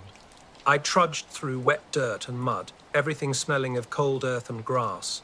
I was going to call out, thinking the pilot might need help, but when I got close, I realized something was off. The cockpit was empty. I leaned over the wing and peeked inside. No one. The controls sat untouched, the engine cold. A faint fuel smell lingered, but nothing suggested recent activity. Years later, this moment still haunts me. Sometimes when I pass through Maine late at night, I'll see townspeople looking up, uncertain. Not everyone, just a few. They seem changed, marked by something they can't explain. I never approach them. I understand their silence. Late at night, when everything could G is still, I'll catch a flicker of shadow and remember that black shape that blocked the stars. I look up, hoping the lights will stay steady, hoping whatever it was has moved on. People wouldn't believe my story. It sounds like nothing, just a shadow, an empty plane, a few witnesses. But sometimes in the quiet hours, I wonder if it's still out there, watching, waiting while the lights burn on Main Street. The field was a flat stretch of mud and grass, with a plane sitting silently. I'd found it here recently and stepped back, trying to make sense of the scene. The doors were locked from the inside and no footprints led away. I circled the aircraft, shining my flashlight along its wheels and tail. Everything seemed normal, except for the strange way the lights stopped blinking when I got close, then started again after I moved away. A quick glance down the road revealed nothing. No farmer, no mechanic from town. Nobody. A prickle ran along my neck, that uneasy feeling when the world suddenly seems too quiet. A faint sound caught my attention, like distant metal scraping across stone. But it didn't make sense. The only metal around was the plane itself. I spun toward the aircraft. The cockpit remained empty, but the lights were shifting, blinking faster now, without any rhythm I could understand. Something held me there, maybe curiosity. As I took a step closer, I noticed something odd. Faint marks in the mud around the plane. Circular impressions suggested the wheels had been lifted and moved in small arcs, but some prints didn't match anything familiar. They were smaller, almost as if they had fingers. Bending down, I poked at the marks with a stick. The mud had set, but the impressions remained sharp and deliberate. A sudden wind pressed against my chest, not a gust, but a steady pressure. Overhead, clouds shifted briefly, revealing a thin streak of sky before closing again. The plane's lights reflected off the wet grass, creating a wavering effect that made everything seem to move. My flashlight started flickering, though the batteries were fine. I shook it, and it worked again. The thought of shouting for help crossed my mind, but my voice didn't sound right in the open field. It seemed too sharp, too echoing, like it wasn't even mine. I tried to convince myself it was just the wind. Then I saw them, shadows moving along the tree line by the creek. Nothing solid, just darker shapes that didn't belong. They weren't running or walking, just shifting, watching me. The plane's lights went out completely for a moment. When they returned, the blinking sequence had changed again, no longer random, but deliberate. I was walking near an abandoned field, and something felt off from the start. The dirt road vanished into darkness, and strange shapes had been watching me along the creek, before suddenly disappearing. A plane sat blinking its lights, almost challenging me to come closer. My boots sank into the mud with each step as I circled the field, trying to find a way out. My heart beat slowly and heavily, and the air carried an odd scent, like metal and rain mixed with something sweet and barely perceptible. I couldn't quite explain it, but something was definitely wrong. When I approached the edge of the field where the Johnsons' barn should have been, I heard a soft thump behind me. I turned quickly, but saw nothing. Then another sound came, rhythmic, like a footstep or something heavier. I ran a bit, then stopped, gasping. The plane's lights had changed. No longer blinking, they now glowed steadily and dimly from each wingtip. Despite my fear, curiosity pulled me closer. I needed to understand what was happening. The cockpit remained empty, and the engine was cold when I pressed my palm against the metal. A second effect, strange tingling sensation ran through my hand, stronger than before, as if the plane itself was alive. Suddenly, without warning, the lights began blinking rapidly. Once, twice, then all at once. The sequence flashed so quickly it almost made my eyes water, like an unreadable code. I stumbled back, covering my face. When I looked again, everything had changed. The field was empty. The plane had vanished completely. I spun around, searching for any trace. No tire tracks, no disturbed mud beyond my own footprints. Just an open field and a dark sky pressing down, leaving me with more questions than answers. I was running the soda fountain at Miller's Hall that Saturday night. The place buzzed with energy. Folks from town and neighboring counties had packed in for the dance. At 19, I was a bit nervous around crowds, but I loved the Saturday night atmosphere. My job was pouring drinks and keeping an eye on the record player to ensure smooth music. The brass band records spun on the Victrola, with laughter and clicking heels filling the hall. Around 11, something strange happened. The band's record slowed down unexpectedly. I thought someone might have tampered with it, or the turntable's spring was failing. Suddenly, the song stopped completely. The lights remained on, and nothing tripped in the fuse box. I leaned over the machine, carefully checking the arm, spindle, and needle. Everything appeared normal, but the record wouldn't budge. I tried nudging it, jiggling the crank, and even swapping it with another record. Nothing worked. As I stepped back, puzzled, I noticed dancers turning toward the windows. At first, I assumed someone had parked a truck with bright headlights, but that didn't explain the strange shapes and colors. Younger kids pressed their faces to the glass, pointing and whispering excitedly. Later, I found myself on a muddy road, my boots sinking with each step. I recognized the fence line and made my way back to the main dirt road. Looking over my shoulder, the field behind me seemed untouched. I continued walking until the Johnson place's lights appeared in the distance. I shared the story with my uncle, who suggested it might have been a prank or a small aircraft. But no one had reported a plane, and nobody checked the field that night. For months, I pondered the experience. Whenever I tried explaining the lights, prints, and shadows, I'd end up shrugging. There was no proof, only my memory. A memory of something that didn't belong in my known world. Years later, I still think about that night when passing the field. Sometimes, when the wind shifts just right, I swear I can see faint glimmers moving along the grass, like lights blinking just beyond reach. I don't go there anymore, especially not at night. But I'll never forget the feeling of being watched, the metal beneath my hands, and how the air tasted different during those few minutes in 1953. Nothing else explains it. The night was thick with darkness, but the sky was clear. From the side window near the parking lot, something caught my eye. At first, it looked like a street lamp reflecting off the clouds. But this was different. A pale, greenish glow hovered silently above the hall, casting a soft light over the rooftops and road. People outside stood frozen, shielding their eyes. Adults murmured quietly, but no one spoke much. The light remained steady, almost as if it were watching them. It didn't move like a plane, and I couldn't make out any wings. The hairs on my neck prickled. Without warning, the record player started again, picking up exactly where it had stopped. I swear I hadn't touched anything. My hands were at my sides the whole time. The music had an odd, stretched-out echo that sent a chill down my spine. I stepped outside for air, trying to shake off the strange feeling. The glow had shifted closer to the tree line behind the hall. Its distance was hard to judge, with no sound or hum to indicate its size or speed. The edges were blurry, like a cloud lit from within. Some kids had wandered back inside. A few older men whispered together, hands shading their eyes. Harold, who ran the local gas station, muttered, "I've seen lights over the plains before, but never like that." I nodded, uncertain how much I really understood. Through the front windows, dancing continued inside. Nobody seemed to notice the glow anymore, or maybe they couldn't see it from their angle. I couldn't tell if I felt relieved or more unsettled. Turning back, my eyes caught tiny movements around the object. Fleeting shadows flickered in front of the glow. For a moment, I thought I saw thin, elongated figures. But each time I blinked or shifted my gaze, they vanished. The night was thick with music and dancing at Miller's Hall. I was pouring drinks when something caught my eye near the tree line. A strange glow hovered just beyond the woods, barely noticeable.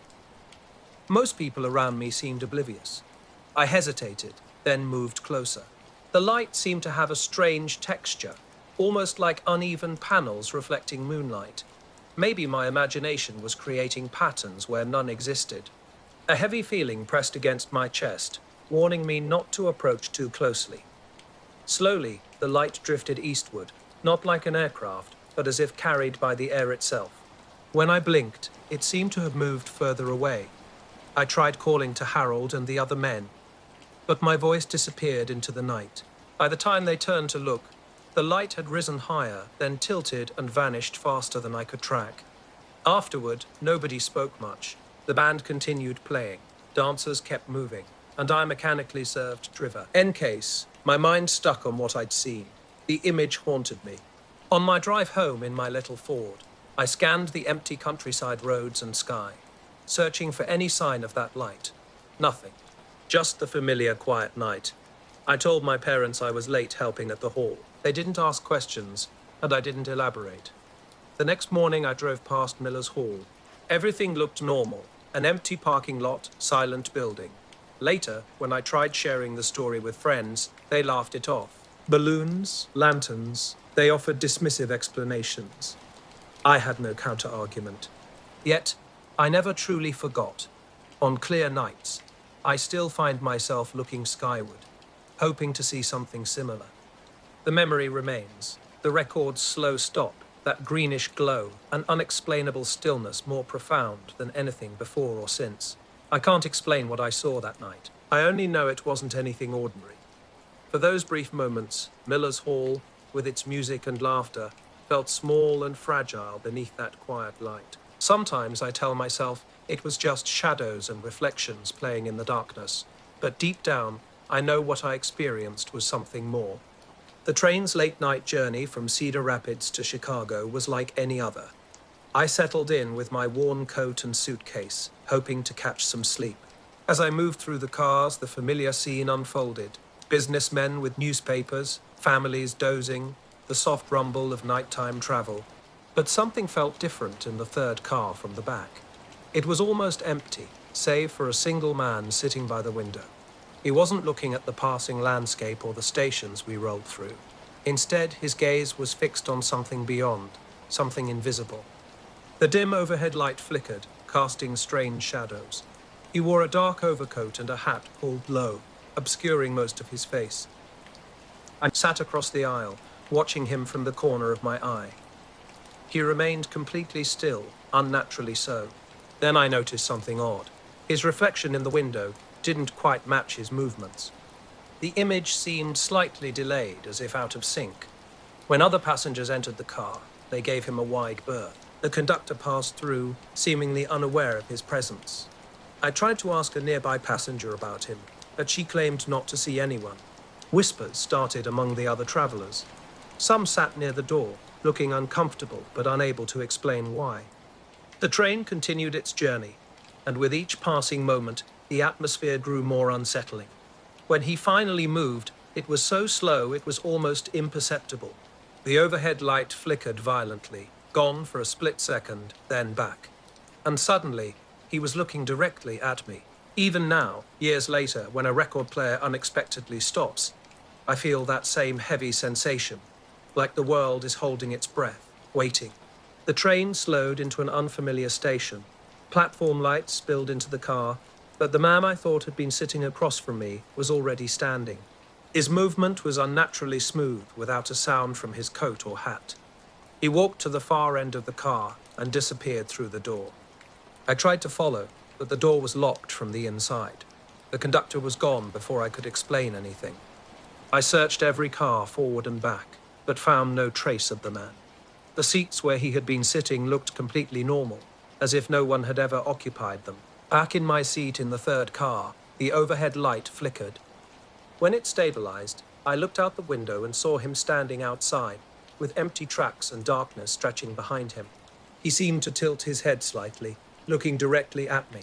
Then he vanished. I wondered if I had dozed off, if it was just a dream. But my wrinkled coat and suitcase in the aisle confirmed something had happened. Unsettled, I moved to the next car. Other passengers noticed my tension. I tried making small talk, but kept glancing back toward the empty car. Every light flicker made shadows seem to move in the far window, tightening my chest. At a later stop, I found a conductor and described what I'd seen. He frowned and said the third car had been checked before departure, with no passengers present. He shrugged it off, suggesting I was tired. I tried to focus on the dark landscape and the rhythmic wheel clicks, but I felt watched. At every stop, I expected the figure to reappear, but he never did. When the train finally reached Chicago, I was shaking, exhausted, and relieved to step onto the platform. I was in my living room in 1955, the radio humming low behind me, and the whole neighborhood seemed to be leaning into the tiny flickering television like it held the evening itself. Quiz Night Live had drawn every family in our small town to their sets. My sister Peggy sat beside me on the edge of the worn sofa, and we were both trying to remember answers to questions about geography and history. The room smelled faintly of soap and melted butter from Dad's popcorn. Then it happened. The screen didn't just flicker, it twisted, almost like someone had hit it with a fist, though no one in the room had moved. For a fraction of a second, the image shifted from the host's cheery face to something entirely different. Wide and low to the ground, it was metallic, reflecting pale moonlight or maybe studio lights. I couldn't tell. It hovered above a cornfield, swaying slowly as though floating on invisible air currents. No people, no cars, nothing else in sight, just this machine, quiet and perfectly still. I blinked, and it was gone. The broadcast resumed, as if nothing had happened, the host smiling and introducing the next round of questions. Weeks later, I realized something strange. When I told a friend at the office about what I'd seen, nobody else remembered. Not the weird image, not the strange moment, only me. I didn't mention it again, just tried to act like it hadn't happened. Later that night, I took a cab home, looking over my shoulder the whole way. Street lights felt weak and far apart. Every shadow made me flinch. Once inside my apartment, I locked the door and leaned against it, breathing heavily. I kept imagining something standing outside, waiting for the moment I looked away. I checked the papers the next day, searching for any mention of a strange occurrence. Nothing. My neighbors, friends, everyone I asked said everything was normal. Sometimes when I close my eyes at night, I can see that figure standing by the window, hat low, staring out, not moving, just observing. And I still can't figure out exactly what I saw or why I was the only one who did. I froze, staring at the screen, the moment feeling unnatural.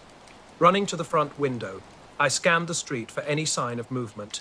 Yellow gas lamplight illuminated the quiet road, wind rustling through trees. Nothing stirred.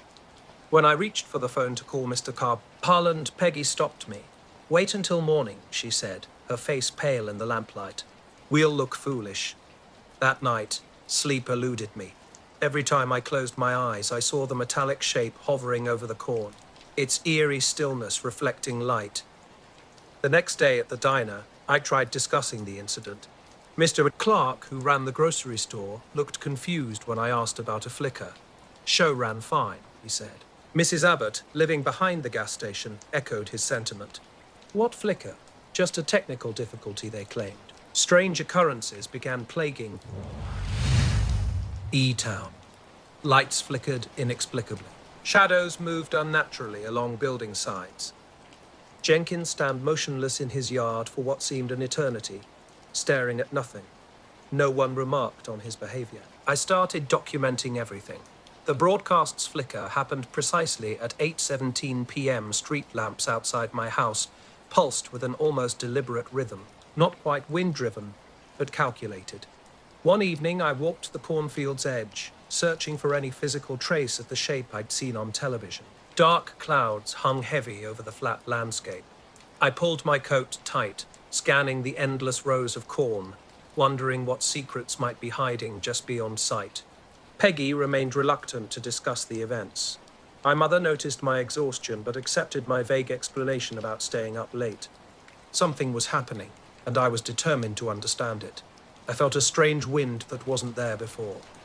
Something was watching me, like a bird under a branch waiting for movement. I ran home, heart pounding, convinced shadows moved at the edges of my vision.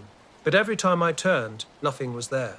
The next week, I tried talking to friends about the broadcast. Most said the show looked normal.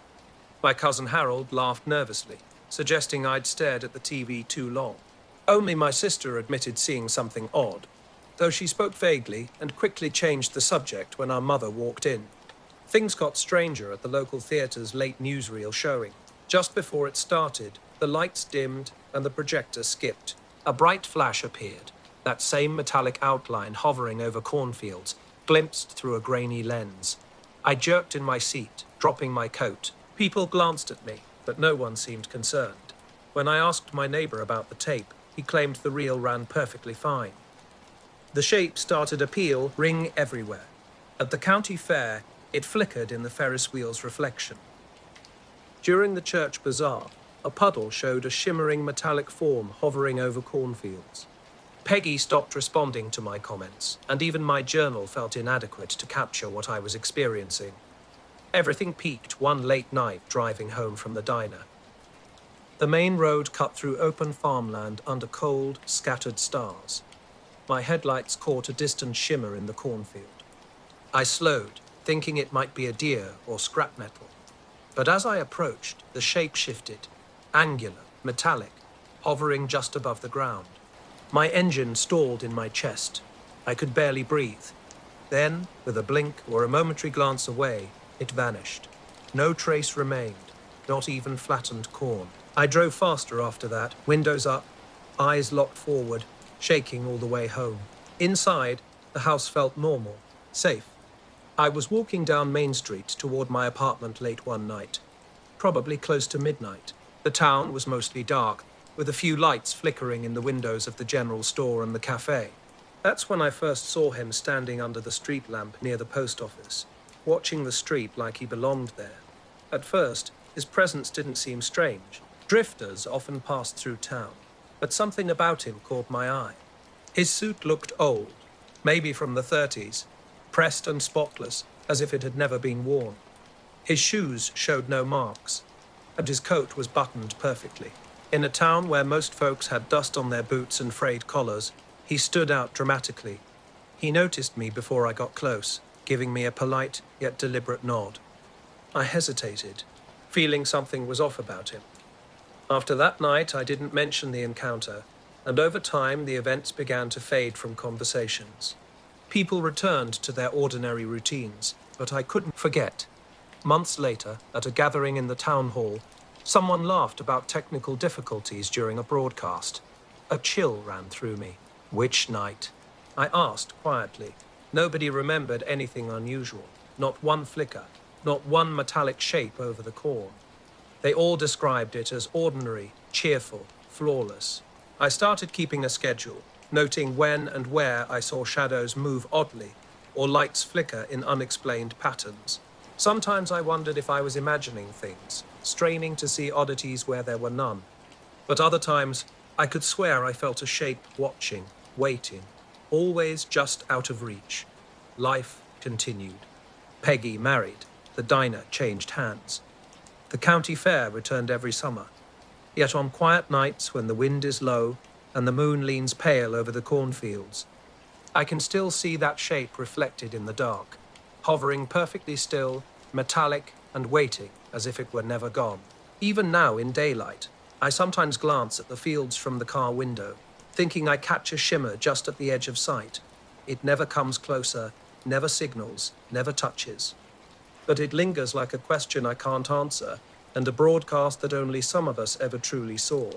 And I don't tell anyone. The stranger approached differently from other drifters I'd encountered.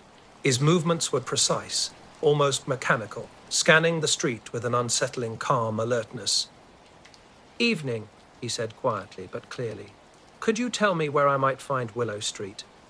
I frowned. Willow Street didn't exist in our town. I've lived here most of my life, surrounded only by maple, pine, and oak trees. "There's no such street here," I explained, trying to keep my voice steady. He smiled slightly, not mockingly, but as if he'd anticipated my response. "I could have sworn it was right past the bakery's intersection," he continued. I shook my head. "No, sir. Bakery remains on Oak Street. Impossible to miss." He nodded, looking down the street as if visualizing something invisible to me. Then he asked about Mr. Serridge, mentioning he lived near Chestnut and Vimes Corner. My stomach twisted. Mr. Cage lived 2 streets over. But how could this stranger know his name? No one had mentioned him. Before I could question this, he interrupted himself. "Perhaps I misremember," he said. "I've been on the road so long, everything blurs." The street remained quiet, interrupted only by distant truck sounds. Though he looked ordinary, his movements betrayed something different. He didn't shift or breathe like a normal person. His head turned smoothly, examining buildings and windows with an unnatural precision that suggested deep familiarity. "Maybe I've taken a wrong turn," he finally said. "Could you point me to the center of town?" Feeling oddly childlike, I hesitated before responding. "You're already on Main," I said. "The center's right down that way," gesturing vaguely toward the diner and clock tower. He nodded, pausing to look down Main Street, as if trying to recall something. Then he smiled faintly, almost wistfully. "I suppose it doesn't matter," he murmured. "The directions I'm given rarely match the streets I walk." That sentence lingered with me, its peculiarity defying casual explanation. He was off. His words didn't sound natural, like a script read too many times. I stepped back toward my apartment, but something felt wrong. Over my shoulder, he stood motionless under the street lamp, watching. Then came the strange moment. He raised his hand in a small, purposeful wave, not directed at me, but at something invisible. In the days that followed, our paths crossed repeatedly in unexpected places. The grocery store, the town library, the old church at the town's edge. Each encounter brought peculiar questions. Is the Smithson P.B. Lace still standing? The one with the white picket fence? No one had used that name in years. I was told the train passes here. It should have arrived an hour ago, but the schedule showed no trains for another 3 days. I started documenting these encounters. He never truly interacted with anyone, just asked his cryptic questions. People would glance at him briefly before looking away. His gaze seemed different, always tracking something just beyond my perception. One foggy night, I found him near the town's edge, past the emerging cornfields. He stood by the railroad tracks, staring into the misty landscape. Curiosity drew me closer. "You shouldn't be here," I whispered. He turned, offering a faint smile, and yet here I am. His eyes were strange, fixed on a point beyond the fog. "I've been told to wait for the evening light," he said, though the meaning escaped me. The fog thickened between us, and an unsettling silence descended. No dogs, no crickets, no distant train rumble. Just absolute quiet. Slowly, deliberately, he began walking along the tracks. I followed at a distance, keeping the road between us and whatever might be trailing behind. After a few minutes, he stopped and looked back. "The path doesn't always appear as you remember," he said, words that sent a chill through me. Here's the rewritten text. "The memory of him lingers like a shadow at the edge of a street lamp, always just beyond reach." I never shared this story with anyone in town or with my family. They would have thought I was crazy. But even now, when fog rolls in and streets empty out, I catch glimpses of him. Sometimes I wonder if he was even human. Maybe he was something else entirely, walking slowly along paths we only think we understand. I can't explain who he was or why he knew impossible things. Names that shouldn't have meant anything to him. Streets that didn't exist, Dome's T. He vanished into the fog like the world had simply swallowed him whole. That night on the tracks haunts me. I get the sense he wasn't really waiting for me, but for something else, something invisible, something that wasn't supposed to be here. I never saw him speak to anyone else. His voice reached me only directly, as if meant for me alone. Late at night on Main Street, I sometimes see that old suit, spotless pressed, waiting under the street lamp. The town feels suspended, holding its breath. Eventually, I stopped trying to track him. Was he real, or just a trick of fog and quiet streets? I caught fleeting glimpses everywhere. A library shelf's corner, a shadow beneath a street lamp, a shape passing the bakery window, always gone when I looked directly. No one in town had seen him. I asked around, but people had no recollection. By morning after our encounter, there was no trace, no footprints, no marks in the dirt, not even a lingering scent from his coat. He appeared suddenly that night, turned, and vanished into the fog, not like someone walking down a street, but completely disappearing. No evidence he had been there at all. Something in his expression stopped me from asking again about the path he mentioned, and so the mystery remains, as elusive as he was. I pulled into the motel lot, gravel grinding under my tires, and went to check in. The room key cost me 75 cents, handed over to an older man in a worn, dark suit who barely acknowledged me. No welcome, just a nod and a brass key swinging from a string. My room was small and silent, a cot against the wall, a single lamp on the nightstand. I washed up and tried to relax, but something felt off. The highway outside was eerily quiet, with only a faint neon buzz from the window. I drifted to sleep, but something woke me later. Moonlight spread across the floor, and in the doorway stood a man in a dark suit, black suitcase in hand, perfectly still. When I blinked, he vanished. I thought I'd imagined it. But then strange things started happening. Footsteps in the hallway moved with unnatural precision, slow, deliberate, almost floating. Doors would crack open momentarily, a shadow peeking out before disappearing. The timing was impossible. These movements were too quick, too silent to be normal travelers. I got up and checked the window. The parking lot was empty. The office was dark and abandoned. Then I saw them. One by one, figures in identical dark suits and black suitcases drifted through the gravel lot. They moved without speaking, without looking around, as if drawn by some invisible force. I tried counting them, 6, maybe 7 or 8, but the shadows made it difficult to be certain. They all entered the motel, moving with an unsettling synchronicity that sent a chill down my spine. I spent the night tossing and turning, never fully asleep.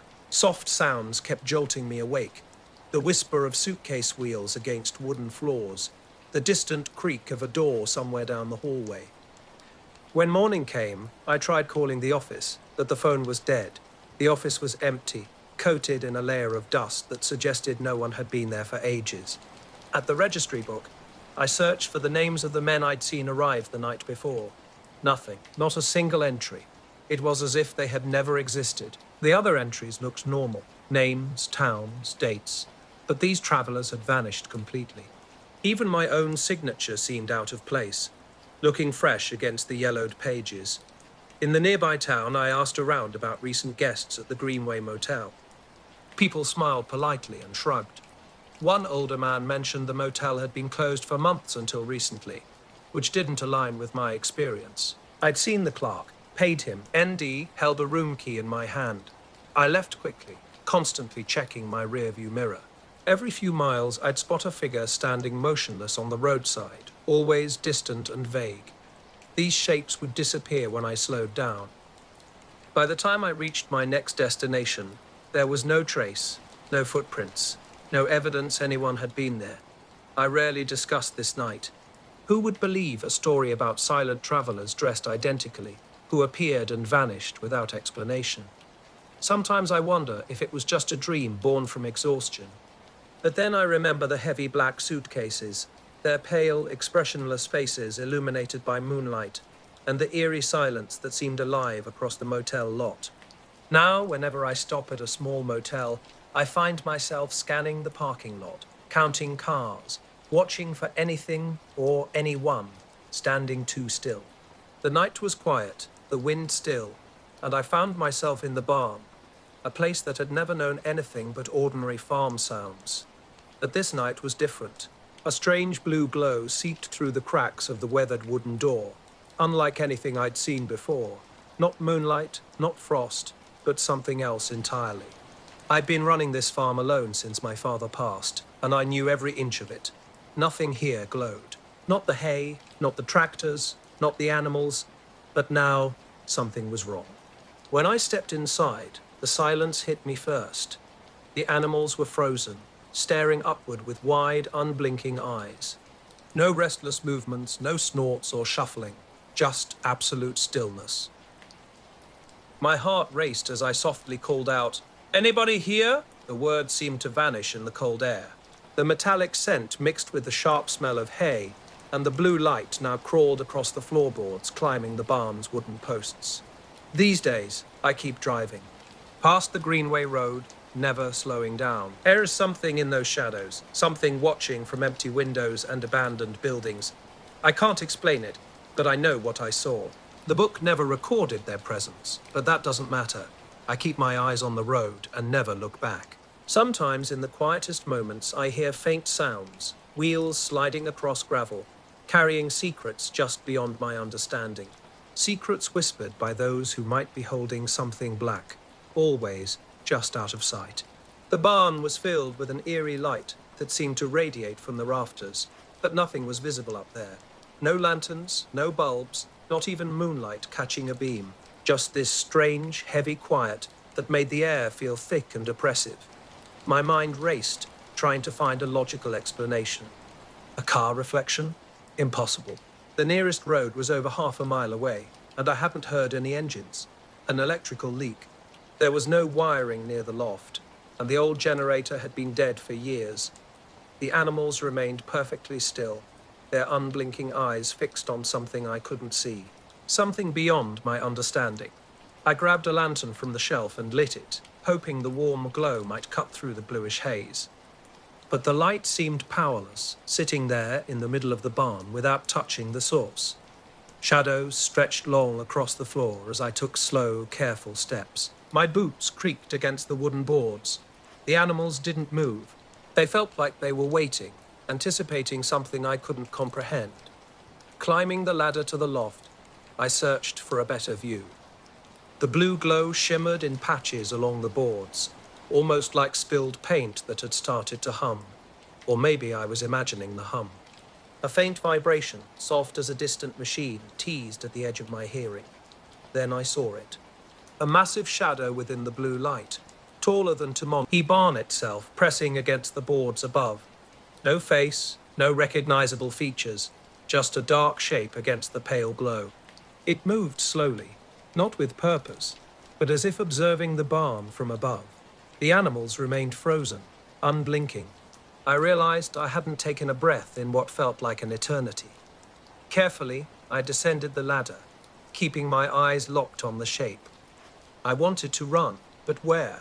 Not with this silent presence so close. My lantern swung, and for a moment the glow flared against the ceiling. I thought I saw the shapeshift, sliding closer to the barn boards. Freezing, I tried to rationalize. A trick of light, a shadow, perhaps my mind playing games in the silence. Then the light changed. The blue shimmer pulsed. The barn's interior shifted subtly, a soft blue light dimming and brightening almost imperceptibly. Something watched from above, though no clear shape remained. The animals blinked in an almost synchronized movement as the glow retreated with a slow, measured rhythm. I stepped outside to catch my breath, the cold night air sharp against my skin. For a moment, I wondered if I'd imagined everything. But when I looked back, the barn's outline stood stark against the darkness, and thin streams of blue light still seeped through its cracks. No sounds disturbed the stillness. The animals remained motionless, and an unseen presence continued to watch me as I backed towards the house. I tried rationalizing the experience, a strange reflection, moonlight playing tricks, perhaps some unknown fungal glow in the damp air. But deep down, I knew this was something beyond explanation. That night, I sat in the farmhouse, pipe in hand, watching the barn window. The blue light pulsed and flickered, seeming to breathe with its own strange rhythm. Shadows occasionally danced just beyond the frosted glass. I didn't dare go back outside. Morning breaks ought normalcy. Sunlight washed over the barn, and the animals returned to their typical routines, lowing, scratching, clucking as if nothing unusual had occurred.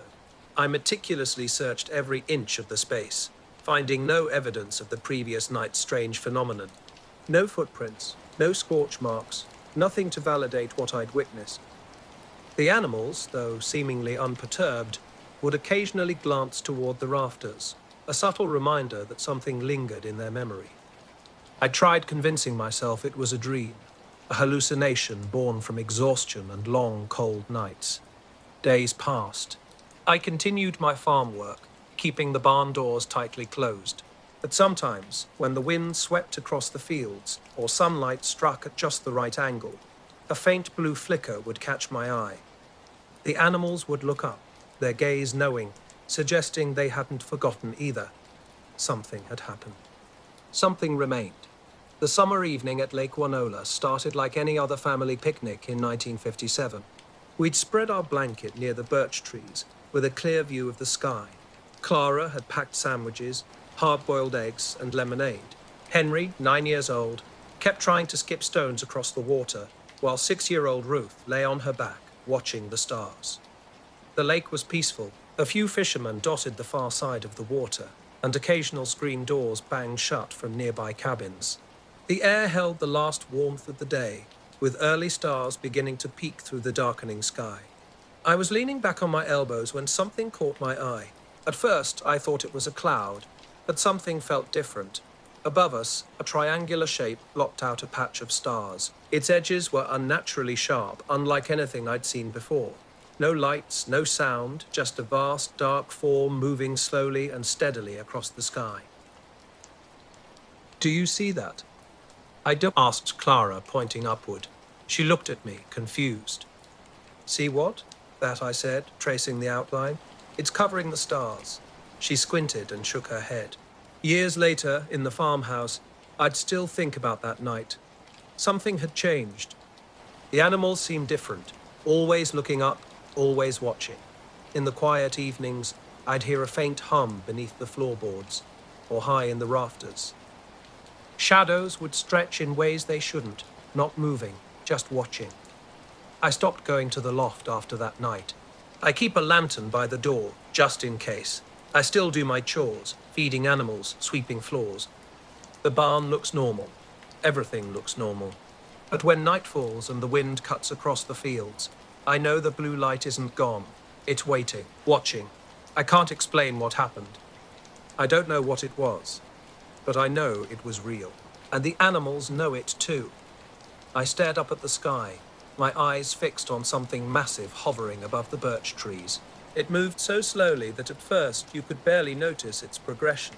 Half the visible stars were blocked by this enormous shape, creeping almost imperceptibly across the night sky. I rubbed my eyes, but it was still there. "Look," I said to Henry and Ruth, trying to keep my voice steady. "Can't you see it?" Henry tilted his head back, chewing his lip. "Just stars, Daddy," he mumbled. Ruth was busy tying grass blades into knots, barely glancing up. Clara gave me a half smile, the kind you give someone you think might be joking. The shape wasn't just a vague outline anymore. As it drifted closer, I could almost make out an uneven texture. It swallowed stars one by one, revealing others on its opposite side. Eerily, there was no sound, no engine, no wind, just complete silence.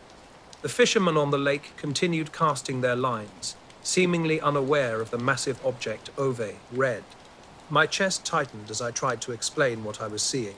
I pointed out its movement, how it covered the stars, but the more I talked, the more uneasy everyone became. Ruth asked to go home. Henry insisted I was making it up, but the thing kept drifting, slowly angling toward the far side of the lake. I tracked its path as it passed over the fishermen's boats. Not a single head turned. Then it crossed beyond the ridge of trees and vanished. Suddenly the stars were clear and sharp again, filling the sky. I sat waiting for something more to happen, but nothing did. Just the chirping of crickets and the gentle lapping of water. Clara looked at me with a concern that made my stomach twist. It wasn't annoyance, but a genuine worry, like she thought I might be ill. I hadn't even touched the lemonade, let alone anything stronger. Yet no one else had seen what I'd witnessed. It was 1953, and I was 23, working the late shift at the South Mill. Most nights, I caught the midnight bus home after the taverns had closed and the streets had gone quiet. That particular evening, I arrived at the Main Street stop a few minutes early. The fog was so dense I couldn't even see the courthouse clock across the square. Only one other person sat on the bench when I got there. He wore a suit that seemed too refined for our town. Not flashy, just impeccably tailored. Dark jacket, crisp trousers, and shoes that gleamed even in the weak street light. He sat upright, hands folded neatly over his knee, looking like he was waiting for an important interview.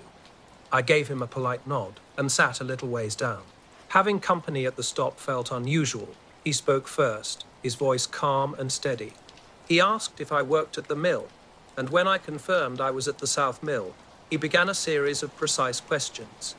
His inquiries weren't typical small talk. Instead of casual conversation, he asked about workforce numbers, operational hours, and machinery activity. His language was different from locals. Where we might ask about whistle volumes or pay rates, he used phrases like, "How much energy do they expend?" and "At what hours is the machinery most active?" Something about his questioning felt methodical, as if he were collecting specific information. When I tried to learn about him, he deflected. He claimed he was just passing through, wanting to understand the town's activity. I chuckled and remarked that there wasn't much happening after dark except in the factories. He didn't share my humor, just nodded as if I'd confirmed something important. As we talked, the fog seemed to thicken. Street lamps created small yellow cones of light. Ruth tugged Clara's sleeve, asking for another cookie. The world continued as if nothing unusual had occurred. The ride home was silent. I didn't mention anything, and neither did they. But I know what I saw that night. A black triangle, massive and silent, blotting out half the sky. And I'll never understand why I was the only one who could see it. It was 1957, and I was 17. Nights back then were long and restless in our small town.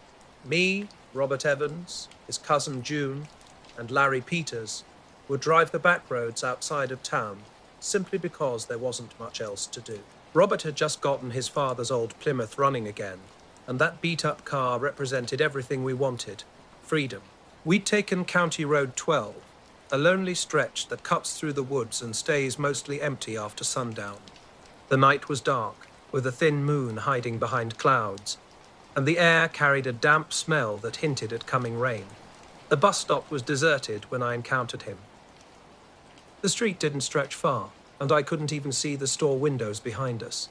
We sat on a bench that felt like it was placed in the mid-deadle of nowhere. After a few minutes, he stood up abruptly. No coat, no hat, just a perfectly pressed suit. He smoothed his sleeve and looked down the street, as if expecting someone, then turned back to me. "I must be going," he said. I mentioned the bus wasn't due for another 5 minutes, but he shook his head. "No, my time is elsewhere." Without another word, he stepped off the curb and walked straight across the road into the fog. I thought he might live nearby, though I knew the other side of the bus stop was nothing but an open field. I expected him to angle toward a side street or head for one of the distant houses. Instead, he kept walking directly into the field, the mist swallowing him completely until he vanished. I remained seated, staring after him. The sound of his shoes on the pavement faded quickly, and then there was nothing. No footsteps, no movement, just silence. When the bus arrived, the driver opened the door and remarked that I looked pale. I asked if he'd seen another man waiting earlier. "You're the only soul I've seen tonight," he replied. During the ride home, I kept thinking about that suit, perfectly pressed, without a single speck of dust or wrinkle. I couldn't understand why a man dressed so immaculately would be asking questions about factories in a town nobody pays attention to. The field he walked into stretches flat for a good half-mile before reaching the river. Even in the fog, you'd expect to see some shape or movement, but there was nothing. He went in and simply disappeared. I continued taking the midnight bus after that night, but I never saw him again. The night was quiet as we drove down a deserted road, the radio barely audible. Robert was at the wheel, Larry next to him, with June and me in the back. Suddenly, June leaned forward, her finger pointing beyond the trees. "Do you see that?" At first, I thought she meant deer, but Robert slowed down, and we all looked up. There it was, a strange light, hovering above the tree line. It wasn't like a star or a plane. This was different.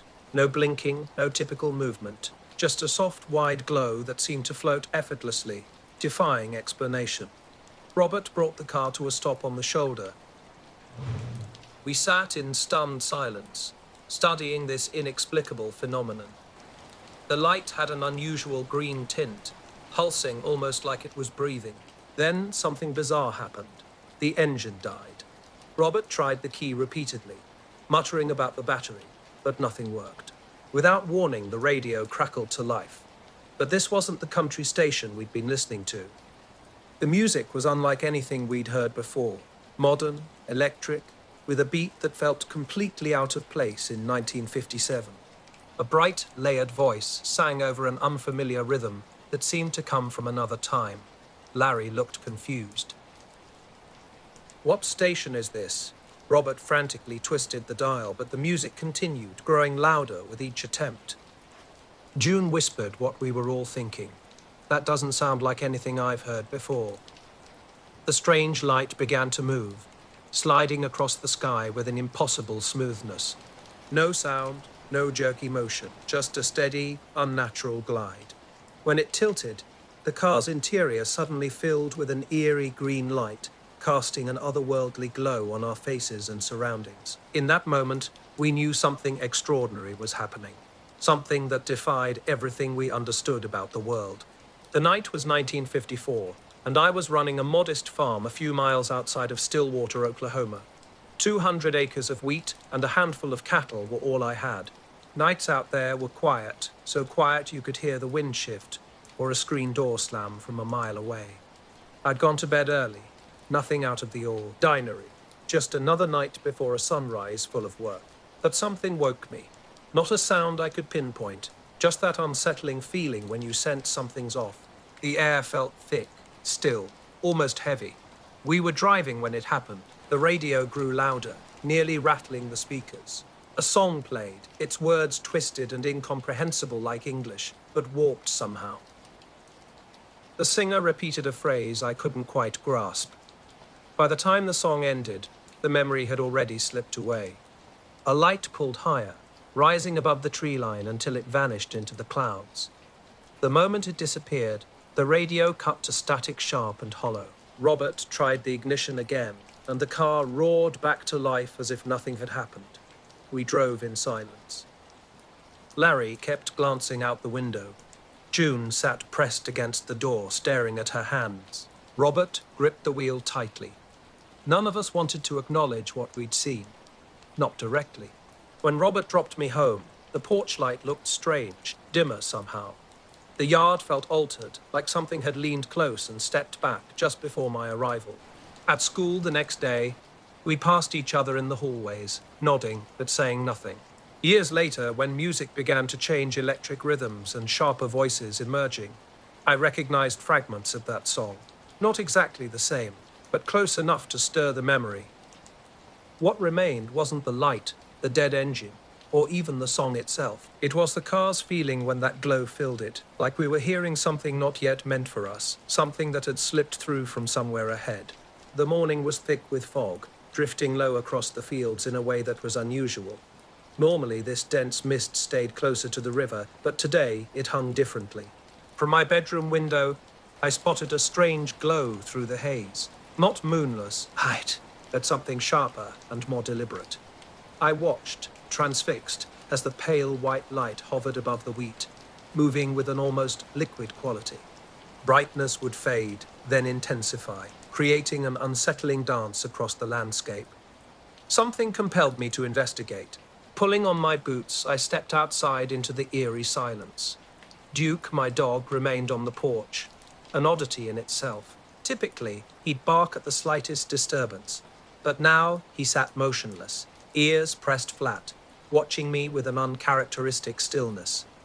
As I crossed the yard, the glow seemed to dim, as if responding to my approach. By the time I reached the wheat field, it had vanished completely. What remained stopped me in my tracks. A perfect circle, roughly 30 feet across, cut into the wheat with impossible precision. The wheat stalks were flattened and darkened, not burned in a traditional sense, but pressed flat with blackened bases. This wasn't like any lightning strike I'd ever seen. Those were chaotic, splintered, unpredictable. This was deliberate, almost surgical in its execution. At the far edge of the circle, a figure emerged from the fog. Tall and lean, wearing a long coat that brushed his boots, he stood impossibly still. For a moment, I thought it might be a neighbor, but his posture was too rigid, too intentional. "Hello there," I called, my voice breaking the heavy silence. No response came. Instead, he slowly lifted his hand, tipping the brim of a hat I hadn't initially noticed. The gesture was calm, almost courteous. Then, with steady, measured steps, he turned and walked into the fog, disappearing as if he'd never existed. Something deep inside me whispered not to follow. It wasn't fear in the traditional sense, not the kind that makes you run, but a profound sense of something beyond my understanding. Duke whined low from the porch, like he sensed something was off. I didn't sleep that night, and when the sun rose, the fog lifted to reveal the circle in the wheat field, clearer than ever. Sharp edges cut through the field like a ruler line, with wheat pressed flat in a single spiraled direction. Earl, my neighbor, stopped by later that morning to borrow a wrench. He stood at the circle's edge, chewing tobacco slowly. His words rang hollow. Wind will do strange things. But he wouldn't step inside, just spat in the dirt and changed the subject. Over the next days, I checked the circle constantly. The wheat never recovered, staying pressed down and lifeless while the surrounding field grew tall and green. No animals ventured near it. Even Duke gave it a wide berth, circling far away when chasing rabbits. What haunted me wasn't the circle itself, but the figure who had been there. His gesture of tipping his hat felt like a silent acknowledgement, as if we shared some unspoken understanding. He hadn't threatened me or vanished dramatically, just a calm, quiet nod before walking into the fog. I never saw him again. By harvest, the circle had turned yellow and dry, its stalks brittle and breaking underfoot. The rest of the field yielded normally, but this patch remained dead. I ploughed it under with the rest. Yet the next year, a faint, darker, thinner outline remained visible. I didn't discuss it much. Small towns have their stories, and I knew better than to add mine. But every time I walked that field, my mind would return to the man at the circle's edge, tipping his hat before disappearing into the fog. We pulled into the diner just after midnight. A squat building hugged the highway, its long windows and buzzing neon sign marking our stop. Pete and I had been driving most of the night, and my eyes were blurring against the endless white lines. He suggested coffee, and I readily agreed. Gravel crunch ed under our tires as we pulled into the empty lot, with just one old Ford parked nearby. The diner was crooked, tilting near the roadside. Its lights hummed too brightly for the late hour as we climbed out, stretched our stiff backs, and pushed through the glass door with its small silver handle. Quiet enveloped the space, broken only by a distant fan spinning near the ceiling.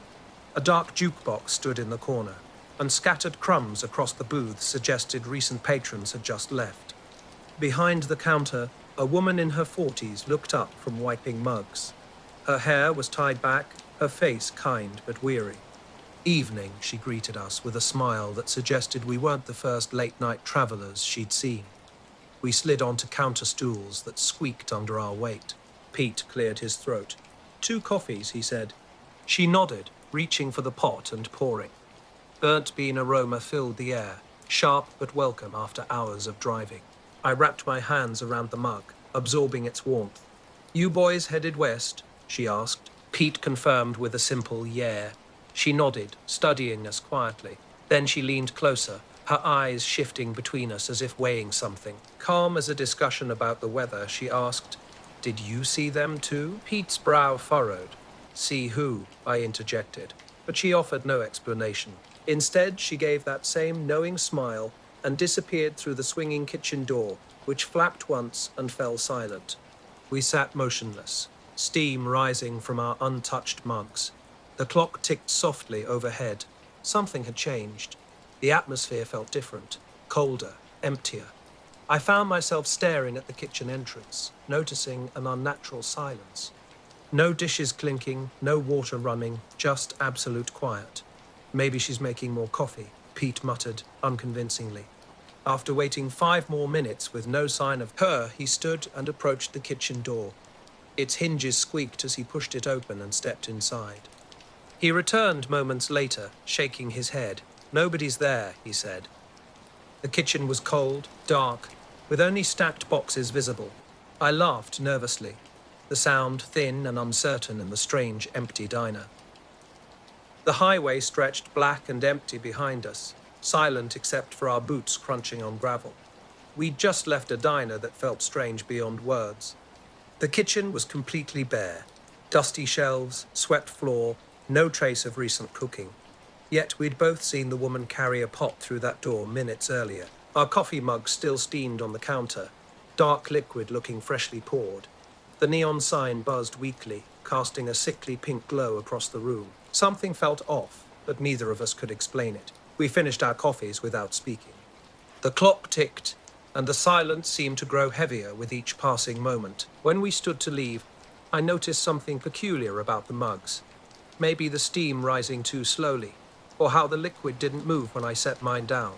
Hours earlier, I'd seen something odd over the eastern fields. A pale glow moving too smoothly to be a plane, too steady for a lantern. I hadn't mentioned it then, thinking my eyes were playing tricks. Now, watching Pete grip the steering wheel and stare intensely at the road, I wondered if he'd seen it too. We didn't stop again that night. We never returned to that diner. Back home, the children played in the cornfields at dusk, laughing and blinking like a string of lanterns. I was at the sink, screen door propped open, when Tommy burst onto the porch. He looked like any boy after a long chase, flushed cheeks, sweaty hair, but something was different. His paleness wasn't normal. Pete broke the silence in the truck. "You think she was asking about her tea lights?" he said. I didn't answer immediately, lost in thought about what we'd just experienced. "Ah," he gasped. "There's a man in the corn." "Who's with you?" I asked. "Because you say that out of habit." "Who's with you? What did you do?" And he didn't answer for a second. His eyes were fixed on the field as if it might still be there. He said Roger and Elsie ran to the house.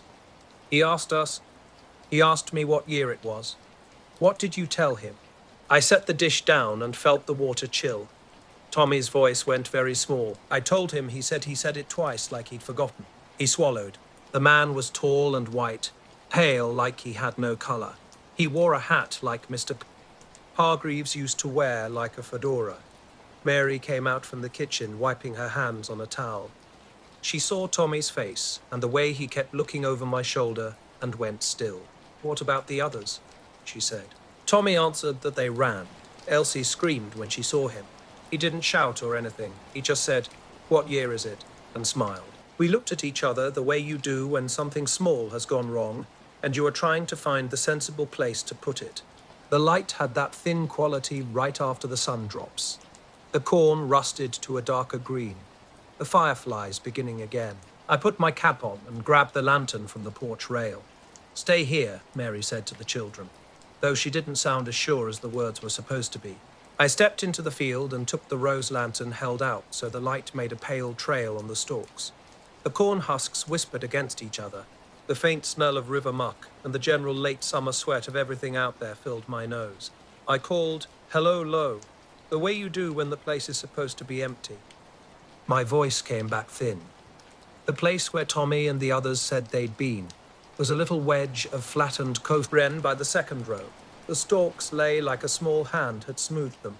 It wasn't a big patch, only a few paces. but the way they bent was wrong. Neat, not trampled. You could still see the dew on the leaves, and there were no footprints to speak of in the lawn. When I knelt down, the dirt was dry on the surface, not like it's been pushed around by boots. There was a faint smear on a leaf, something like dust in a light crescent. I walked the rows for a while, calling the children's names. The sound of the lantern came back to me as if I were far away. The fireflies made a patchwork behind me, and a beetle clicked. The field stretched out, quiet and still. That night the children had been agitated, their voices rising and falling. Mary tried to calm them, urging them inside to wash their hands. I retreated to the house, sensing something was off.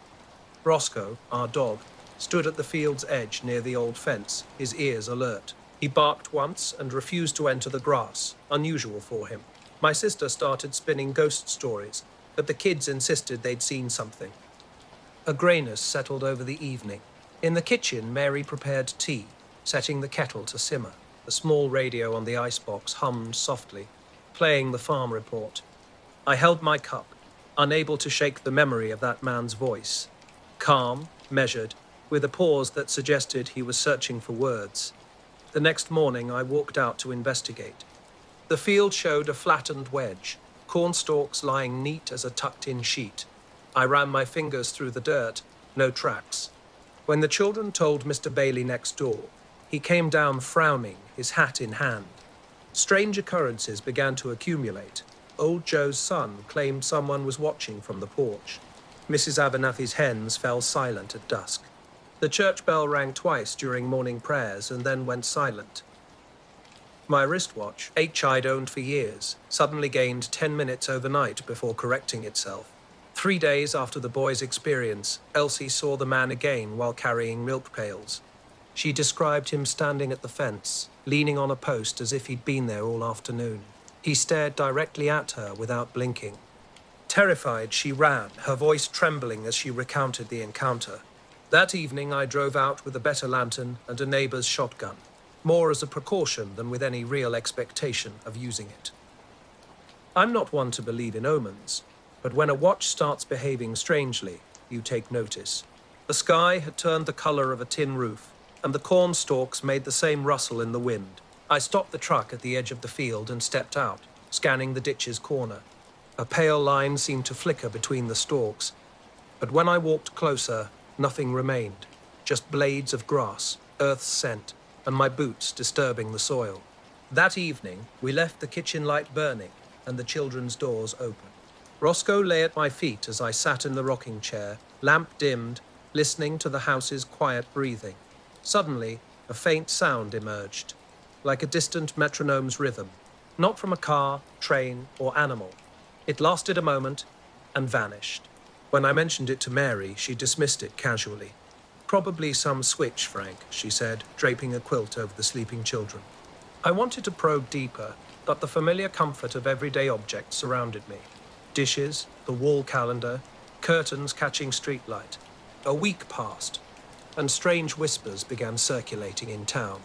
Mrs. Klein at the post office claimed letters mysteriously slid to the floor without any breeze. Hank from the creamery reported clocks behaving oddly, one stubbornly stopping at 4 until extra winding. People spoke of an unusual pale band in the sky over the river, mentioning it with the detached tone of someone describing a distant memory. I caught another glimpse late one night, a tall, pale figure in the hollow near the old oak. But when I approached with my lantern, it disappeared completely.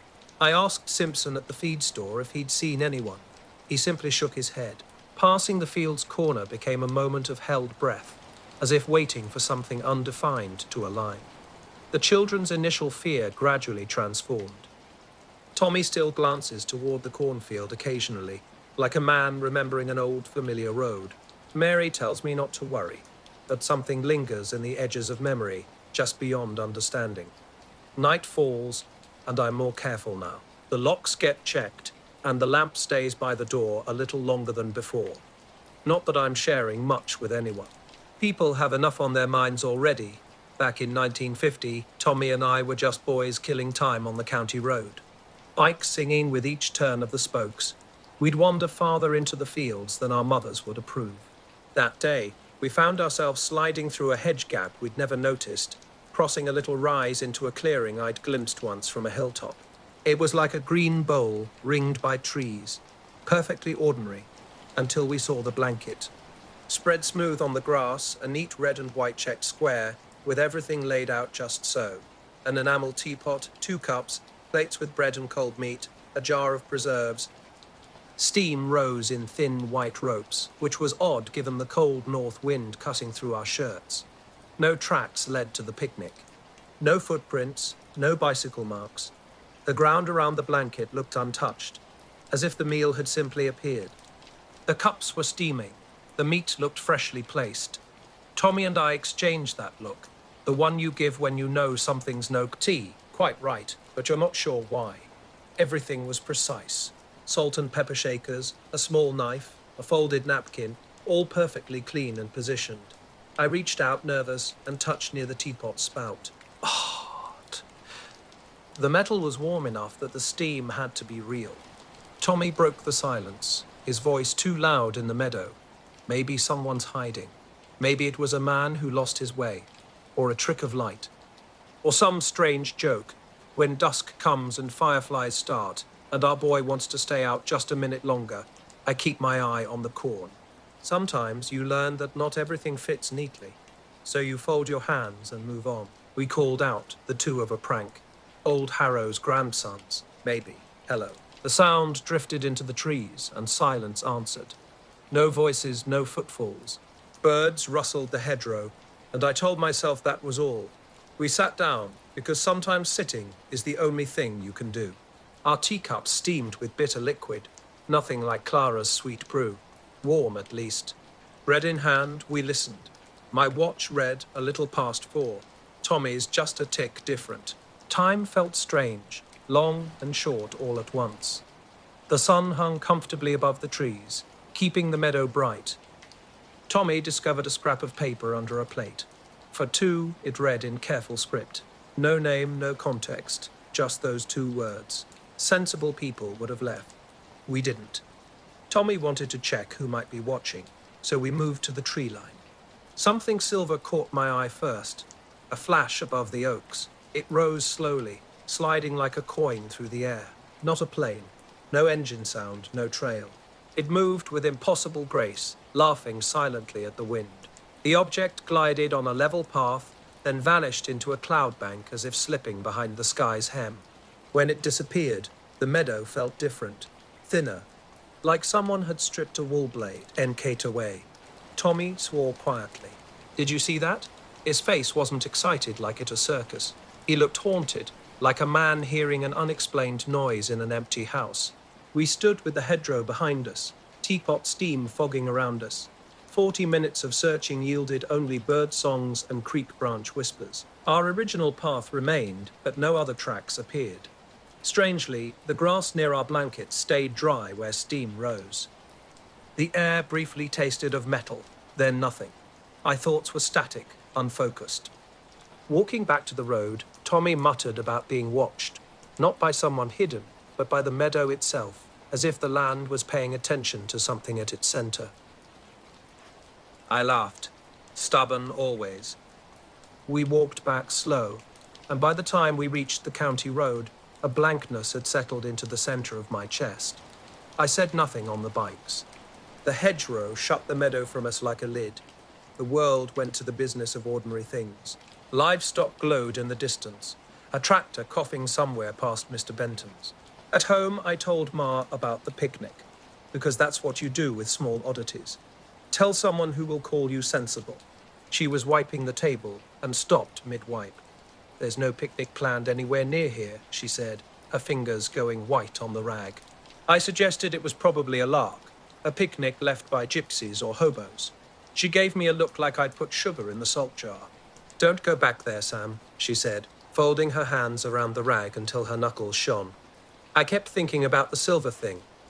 In the light, it had been pale as tin, flat, more like a disc than any bird I'd ever seen. It had no tail, no wings I could pick, and when it slid into cloud, there was no sound. Even now, I can't explain why nothing in the sky mentioned it afterward. The clouds didn't billow, they swallowed it whole. The tea evening, the street was quiet, and Tom's father called Tommy home early. We didn't meet again that night. I lay awake with the taste of bitter tea in my mouth. Once or twice I thought I could hear the soft hiss of steam like a kettle left to itself. The next day we walked out with ropes and a couple of boards. Tommy wanted proof, wanted to take home a bit of the cheese to show at school. The spot in the meadow was empty. The grass lay flat where the blanket had been, but there were no crumbs, no saucer, no steam stains. The soil looked as if nothing had been there at all. The boards we carried felt useless in our hands, like tools for chores that didn't belong. We told boys at school, and they laughed at first. Then Frank Weaver said his uncle had seen lights over the moor at dusk that week. A woman down in town swore she'd found a small ring of scorched earth when she'd gone to gather mushrooms. A mechanic at the garage said his dog had refused to go out at night for 2 nights. We were dreamers, they said, but the memory lingered like a whisper, refusing to fade. Every week that passed settled back into routine, mowing lawns, helping Ma with groceries, spending evenings at the shop with Tommy and the men swapping baseball tales. Yet something remained, tucked away in the corner of my mind. The silver thing haunted me softly. When the sky flattened and streetlights hummed, a small ache would surface. Months later, I dreamed of a steaming plate, cutlery aligned with military precision. I woke tasting bitter tea, smelling clean metal. Mornings brought self-doubt. I'd tell myself how foolish the whole thing seemed, but some experiences defy neat explanations. They insist on staying strange, refusing to be neatly filed away. We never discovered who left the blanket. The silver shape vanished. The meadow remained unchanged. The hedgerow just a hedgerow. Yet so, me times, walking past that spot now, grown wilder since that summer. I swear the grass still flattens momentarily, like a breath held and released. That scrap of paper haunted me. For 2, it had said simply. And the steam rising from the teapot while no one watched. It was 1950. The night watch at Burlington Rail Yard beyond the mill had been my job for nearly 8 years. Some called it quiet work, that the yard kept a man alert. Rails and oil created their own rhythm. Couplers clanked. Distant engines breathed their sleeping song. I knew those tracks like a farmer knows his fence posts. My brass lantern, slightly clouded from coal smoke, was my constant companion. Its wick I tended carefully, almost lovingly. Every night at 11, I'd leave the tower, walking a complete loop, checking derails, greasing points, making notes to call old Tom in the tower. If anyone caused trouble on the cars or a switch slipped, they'd hear me, and they knew exactly who to blame. That night, the sky hung low. The yard was iron grey, stripped of its usual smells by a sudden wind. Diesel, tar, wet wood nothing out of the ordinary had marked the log that day. A local freight rolled in at dusk, leaving a string of empties on the north lead. Just another routine evening. But something felt off. The dogs, usually yapping and prowling the fence line, had gone completely silent. It was as if someone had ordered them to stay quiet. That unnatural stillness settled in my chest like a cold weight. Past midnight, I discovered the first strange thing. Stopping at the north lead, I set my lantern on a car step to oil a hinge. Earlier, a freight had been pushed back here, and the cars sat in a neat line, motionless as sleeping men. Then I saw movement, a ripple between the cars, like a cat slipping through shadows. When I straightened, lamp in hand, a man was walking along the trackside. He wasn't the typical rail yard visitor. Dark suit, hat pulled low, shoes too pristine for a labourer. No bag, no belongings. His walk was steady, unbothered, almost purposeful. I called out with my standard hobo warning voice, "Who's there?" No response. The man continued walking, shoulders squared, under the moonless sky. He didn't even glance my way. At first, I thought he might be a hitchhiker left behind by the cars. But his clothing screamed office or bank, not freight yard. Lifting my lantern, I swung the beam across him. The light strobed along the car number plates, casting his shadow long and thin. But where he should have been, there was only the wet gleam of the rail and a brief, strange warmth in the air, as if the night itself had shifted. Then he was simply gone. No footsteps, no rustling cloth, no dust cloud. Nothing. The only evidence was a lingering heat on my palm where I'd raised the lantern. I squared my shoulders and walked after him, the tracks moaning metallically beneath my feet, a low grumble like a full stomach. I stood in the middle of the track, scanning the north spur with my lantern. The steel rails where he'd been standing felt wrong. I put my gloved hand close and pulled back immediately. The metal radiated an unnatural heat. Rails are cold at night in winter, but this was like hovering near a stove. I called Tom in the tower. He's seen 1,000-odd things in his time and tells stories with the practiced ease of a baker rolling dough. Tom, I said, trying to keep my voice steady, come down and look at the north lead. Something's hot. Minutes later, he emerged with his wrench and cap, grumbling about late engine lines and cold tea. His walk was careful, balanced like someone navigating oily steps. He ran his hand along the rail and frowned.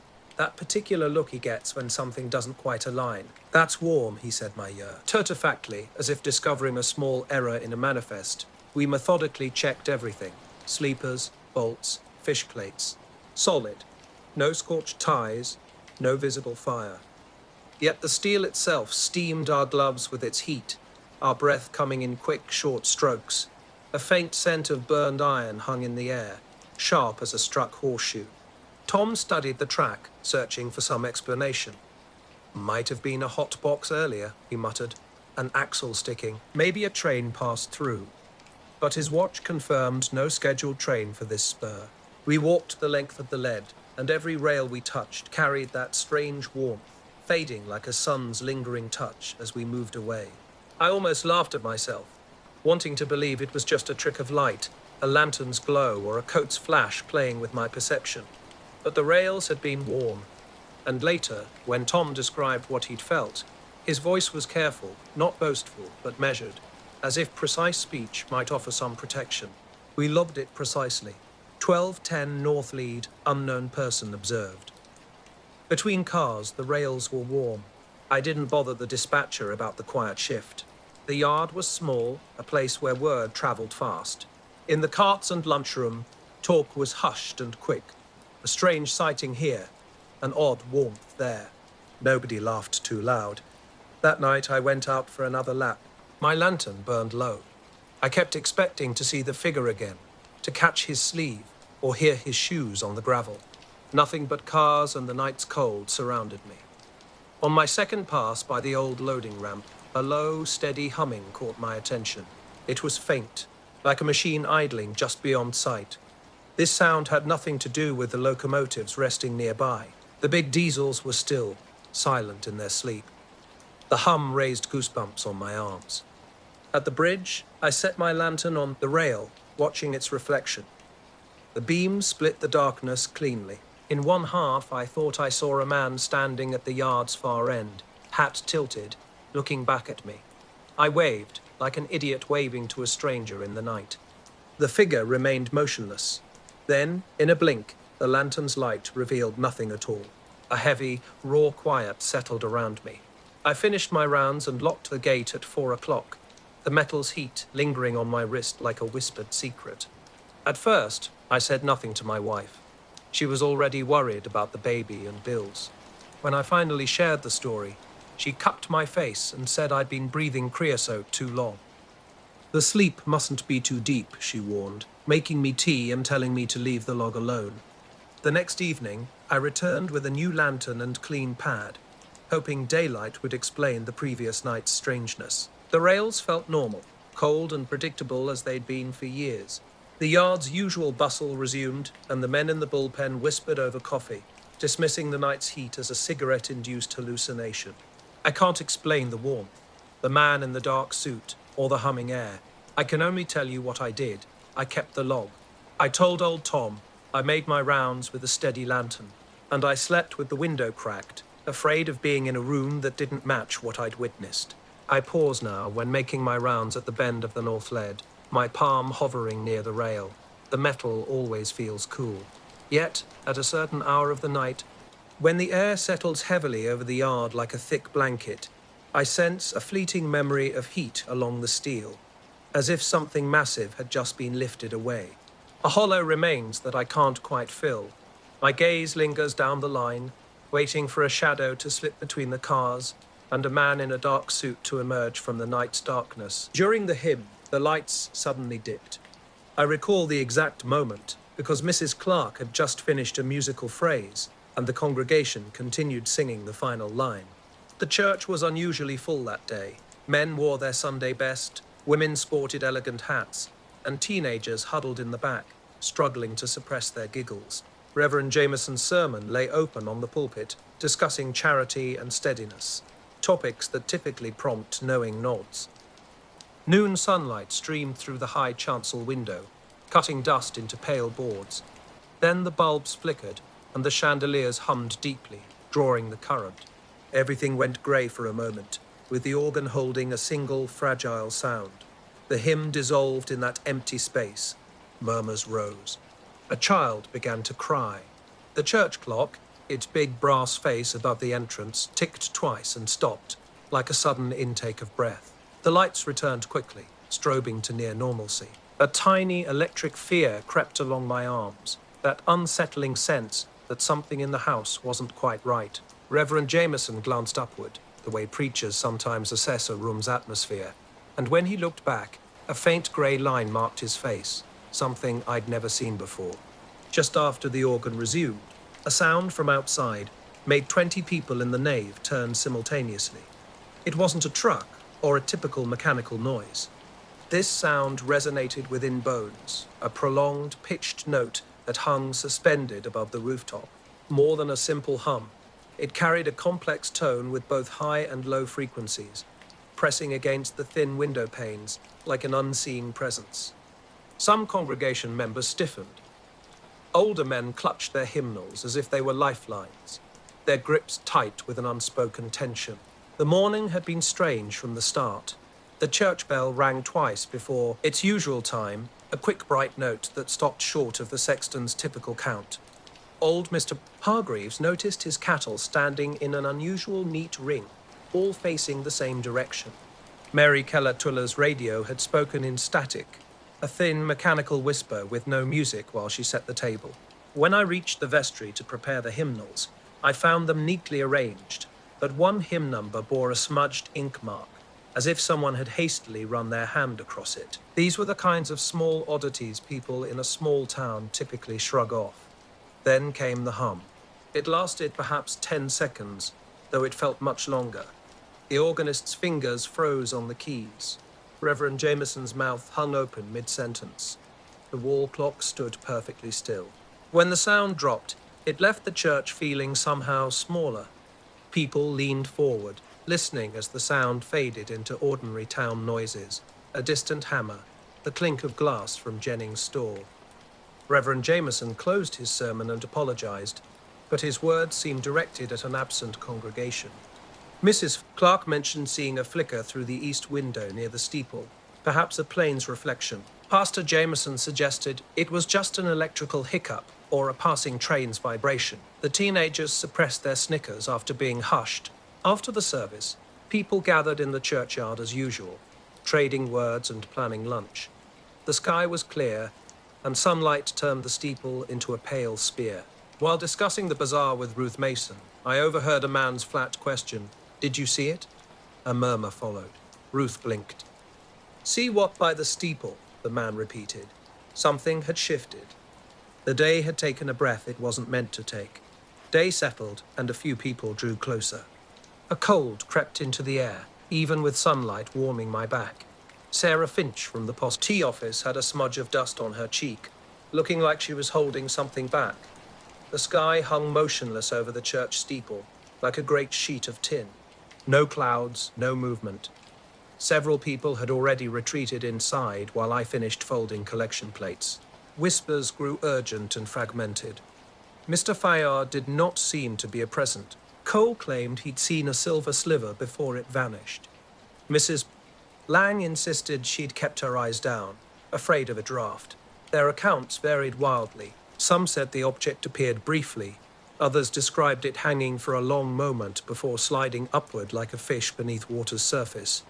When I checked around the church tower, nothing seemed amiss.